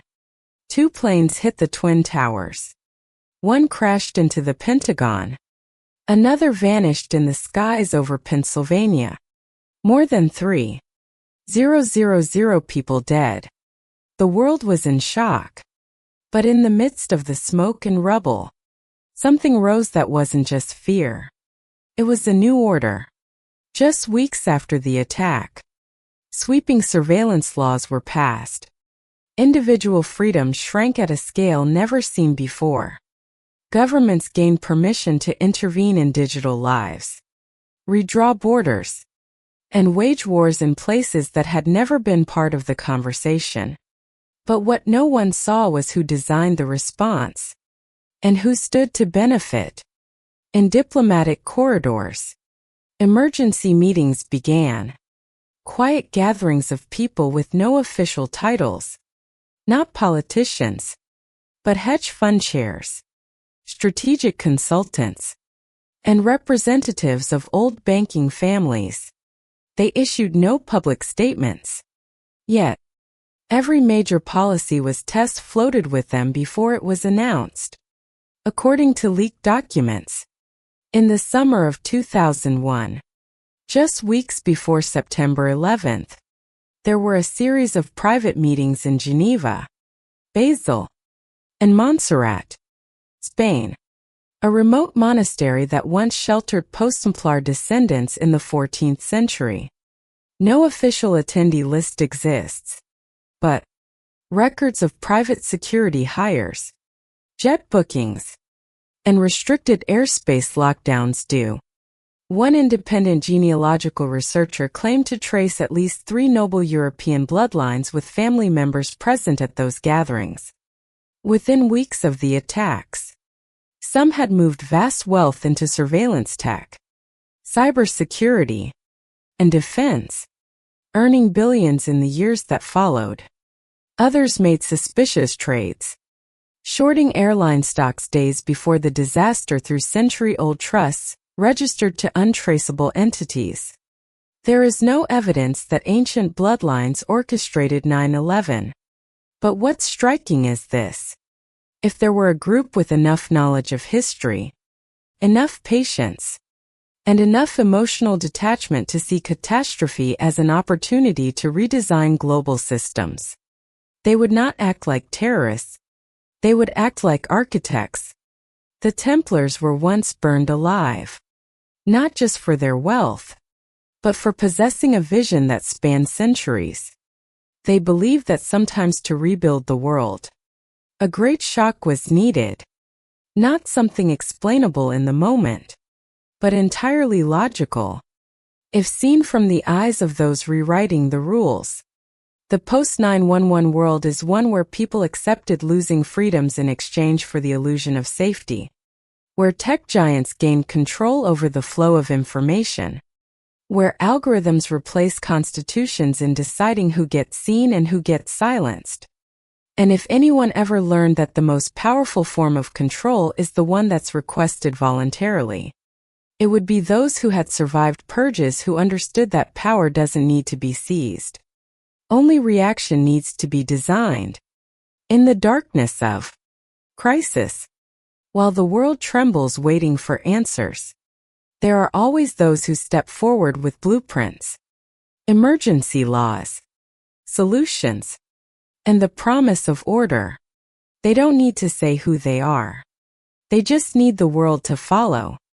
If the Templars never truly vanished, then maybe they never needed to return. They only needed to ensure that in every crisis, the hand offering the global solution belonged to a very old memory. You don't need a throne if you can decide who sits on it. You don't need to write the laws if you control those who do. And you don't need to appear in public if every door must pass through your hand before it opens. This is power without symbols.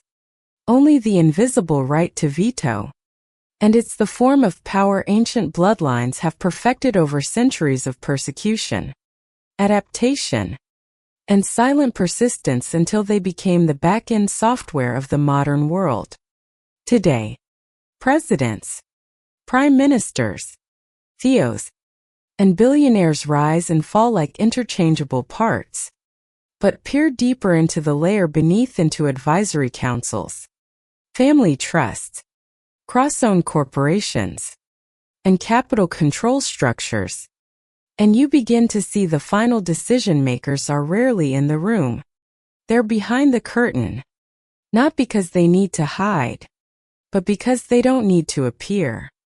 The modern elite is not a spontaneous class.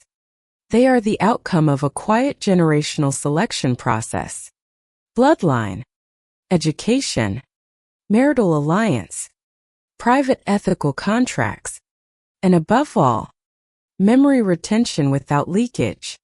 The faces you see in the media are often just the surface layer of a deeper, older, more persistent architecture. A Templar logic updated for the postmodern era. This order doesn't function through commands. It functions by making all other options disappear. No bans. Just silence. No opposition. Just delay until only one path remains reasonable. And what makes it impossible to overthrow is precisely this. It has no name. It's not on paper. It has no headquarters. No annual conference. It exists as a fluid network where noble bloodlines interconnect through marriage, capital, academia, and narrative flow. Companies that appear to compete are owned by the same trust. Nations that seem to clash are bound by the same debt architecture. Media that appears diverse is distributed by the same algorithm. No need to win over the masses only to hold the keys to doors no one else can open. No need to command armies only to oversee the banks that pay them. No need to censor articles only to govern the code that determines what spreads. This is not the old model of power where kings issued decrees, popes issued threats, and governments signed edicts. This is structural era power. Whoever controls the logic of how things operate holds true dominion. And in that world, those who have mastered how to survive nameless for 700 years may be the only ones who no longer need visible power because they have become the rules themselves. No one calls them Templars anymore. They don't need the title. But if all roads eventually lead to the same families, the same thought architecture, the same class that never leaves the negotiation table, then perhaps they never vanished. They only changed roles. From knights to architects.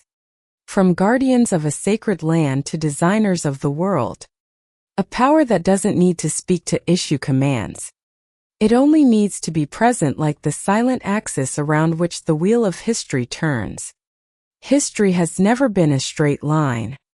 Empires rise then collapse. Crowns change heads. Institutions come and go, each claiming authority over the world. But there is one thing that, if patient enough and protected well enough, needs no declaration, no revolution to endure. Bloodline. If the Templar lineage truly still exists, it has survived the unthinkable.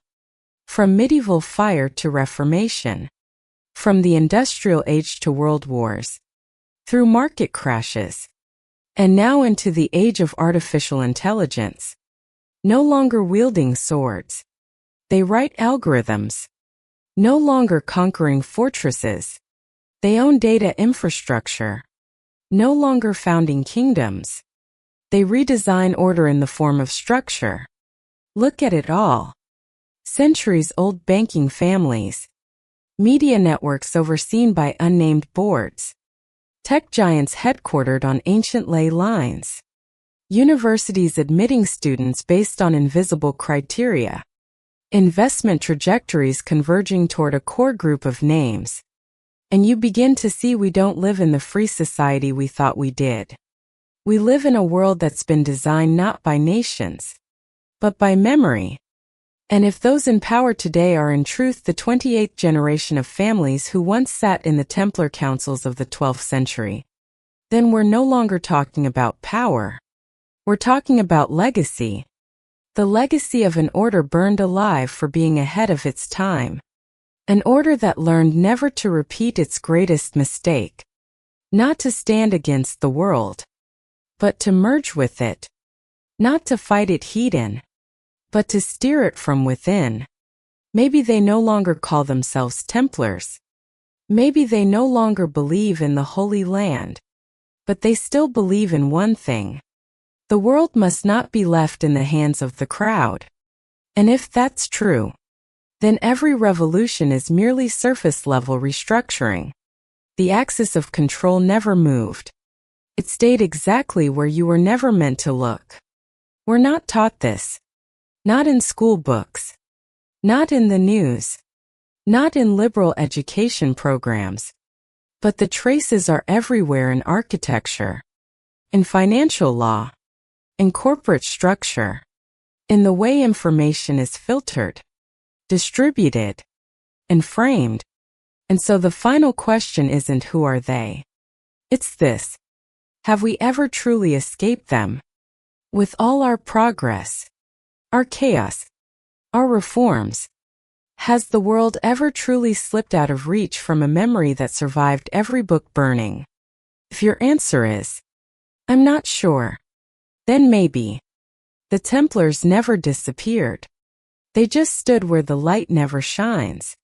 And from there, they've been turning the axis of the world 1 degree at a time, never missing a beat. There is no crown more subtle than kindness. No power more enduring than the power delivered under the banner of salvation. When those who rule no longer call themselves rulers, but helpers, control reaches a level where no one even thinks to question it. And if the Templars understood anything about human nature better than anyone else, it was exactly this. In the Middle Ages, they wielded swords yet built hospitals. They fought battles yet offered sanctuary to pilgrims.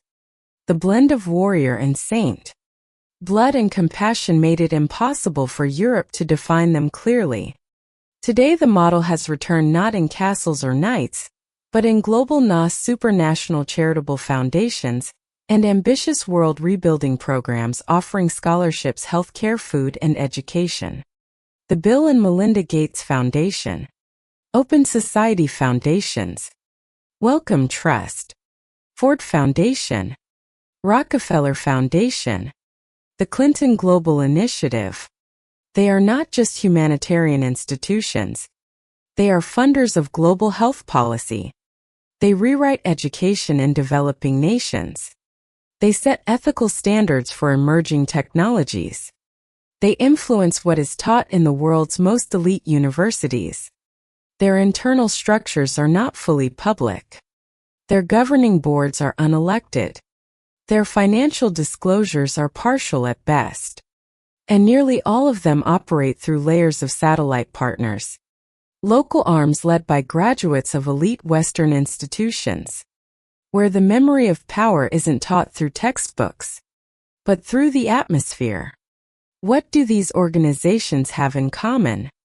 Yes, wealth. Yes, influence. But above all, immunity from scrutiny. When a body delivers vaccines, clean water, scholarships, and disaster relief, who dares to object? When an institution funds journalism, documentaries, textbooks, and think tanks, who can still tell what truth was written for justice and what truth was curated for direction? Familiar Templar symbols have quietly reappeared. The stylized red cross, the six-oented radiant star, twin pillars, the circle nested within the square. They no longer belong to religion or war, but show up in logos, in organizational charts, in the hidden geometries of capital allocation maps. Each detail alone says nothing, but when seen with an awakened eye, it becomes clear nothing is random. The Templars were once burned alive for carrying knowledge ahead of their time. But if they learned how to restructure, their greatest lesson may have been this: don't fight the system, redefine it. Don't hold the sword, hold the heart. Don't impose, just make the world follow you willingly. Because when power wears the mask of benevolence, it becomes invincible. You don't need to seize the throne if you can decide who gets written into the history books. You don't need to rule a nation if you control the global system of awards, honors, and recognition. Because once you have the power to decide who is deemed great, you're not just shaping the present, you've already begun rewriting the future. From the Nobel Prize to knighthoods, from the Legion of Honor to rare titles bestowed by the Vatican, European monarchies or ancient fraternal orders, these honors all share one principle. Titles are not created by the people. They are granted by a council, and that council is not elected. It exists as a self-perpetuating entity with members appointed from academies, lineages, or esoteric societies so deeply embedded that no one even asks who chose the choosers. The Nobel Prize is perhaps the clearest example. Founded by Alfred Nobel, a munitions magnate turned philanthropist, the prize has long outgrown its scientific roots. The selection committees operate behind closed doors. Voting records are sealed. Many board members come from old Nordic families, historically linked to post-Templar military and financial elites. Likewise, the knighthoods of the United Kingdom were honors from Catholic orders like the Knights of Malta, the Order of St. Lazarus, or the Equestrian Order of the Holy Cephala of Jerusalem all trace their origins to medieval knightly systems, and many were directly tied to the Templars. Though they now wear the cloak of humanitarian or honorary, these orders still hold the power to confer recognition, and with its soft influence without direct control. When someone receives a global honor, it's more than recognition. They become part of a system that legitimizes ideology, a symbolic ambassador of the structure that bestowed the title. When most recipients come from the same schools, same networks, same bloodlines, the system becomes a closed circuit. The chosen confirm the choosers. Dig deep into the lists of past honorees and you'll see the same names, the same universities, the same belief systems. And when someone dissents, dares to challenge the structure or disrupt the defined order, they are almost never acknowledged no matter how great the contribution. As if recognition itself has become a filter for the future of memory. If the Templars were once burned for preserving forbidden knowledge, their descendants may have learned a far greater lesson. Don't just preserve knowledge. Control its definition. Because once you control what knowledge means, you don't need to be in charge. You only need to be the one who decides who gets permission to lead. Title. A medal. A global commendation is the modern-day crown. No one needs to kneel. But everyone still bows. Every fallen dynasty leaves ruins. Every collapsed empire leaves behind documents, images, monuments. But there is a form of power that leaves nothing. Only silence. An influence that cannot be traced, cannot be questioned, yet pulses steadily like the heartbeat of a system with no central organ. This is the power of those who never speak, never appear, yet are always in the right place at the right time. If the Templar bloodline still exists, it may have chosen not to survive through its name, but through memory. Memory encoded into structure, ancient trusts, discrete alliances, unlisted genealogies. They don't stand in front of cameras because their presence isn't on stage. It's backstage where real decisions are made. There are families that never appear in the media, but hold permanent seats on multi-sector investment councils. Names you've never heard. Yet they possess veto power over who gets to speak at global summits. People with no social media presence. Yet, they're the last to review the ethical policies of artificial intelligence before they're released to the public. In cities like London, Vienna, Lisbon, and Basel, once hubs of the post-Templar network, there exist private archives that have never been digitized.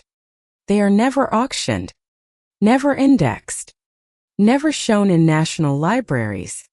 Some researchers granted temporary access speak of deer-hide scrolls, redacted family trees, and letters written in ancient cipher where the Templar oath has been rewritten for a new age. No longer with swords, but with the will to continue. Among these documents appears a concept called the sleeping blood. Individuals born from minor branches living ordinary lives unaware of their origin until the time comes when the world begins to slip into disorder. A signal is sent. A memory awakens. Not by command, but by coincidences so precise they cease to be coincidences. No one knows for certain who holds the key. It may be a nameless council operating as an inter-family network that spans centuries. It may be one person with no file, no portrait, but whose card is always on the table when the world's most consequential decisions are made. Or perhaps this structure is no longer even human. Perhaps it now exists as a coded sequence within the algorithms that direct global capital, within the AI filters that shape consciousness, within the organizational superstructures so vast that even those inside don't realize what they're serving.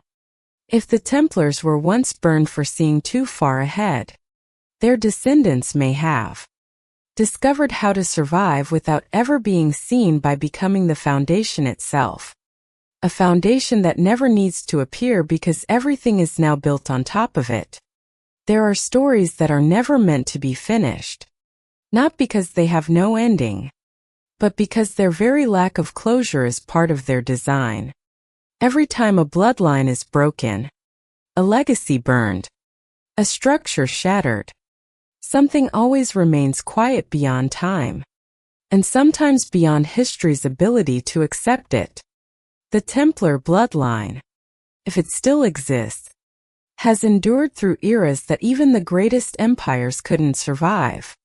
From Solomon's Temple to Rosslyn Chapel, from stone fortresses across medieval Europe to the digital control centers of the 21st century, from ancient sanctuaries to private boardrooms, that blood, real, has never stopped flowing.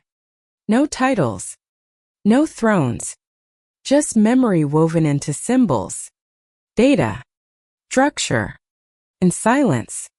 We've crossed more than 7 centuries of redacted history, erased, rewritten, then encoded again. The Templars didn't just trade the sword for the blueprint. They didn't just retreat from the battlefield to become the architects of order. They gave up their very name so they could dissolve into the world like a foundation too deep to ever remove. And in doing so, they no longer needed to be mentioned. They only needed to be continued. No one knows exactly who they are. Maybe they're a nameless council. Maybe a lineage deliberately severed and scattered. Or maybe they're not even people anymore. Not in the usual sense, but rather the way this world has been pre-written. An underlying logic. An organizing instinct. An invisible blueprint that always brings decisions back to an axis no one is allowed to question. If today's world is run by algorithms, then who wrote them? Who decides what's ethical?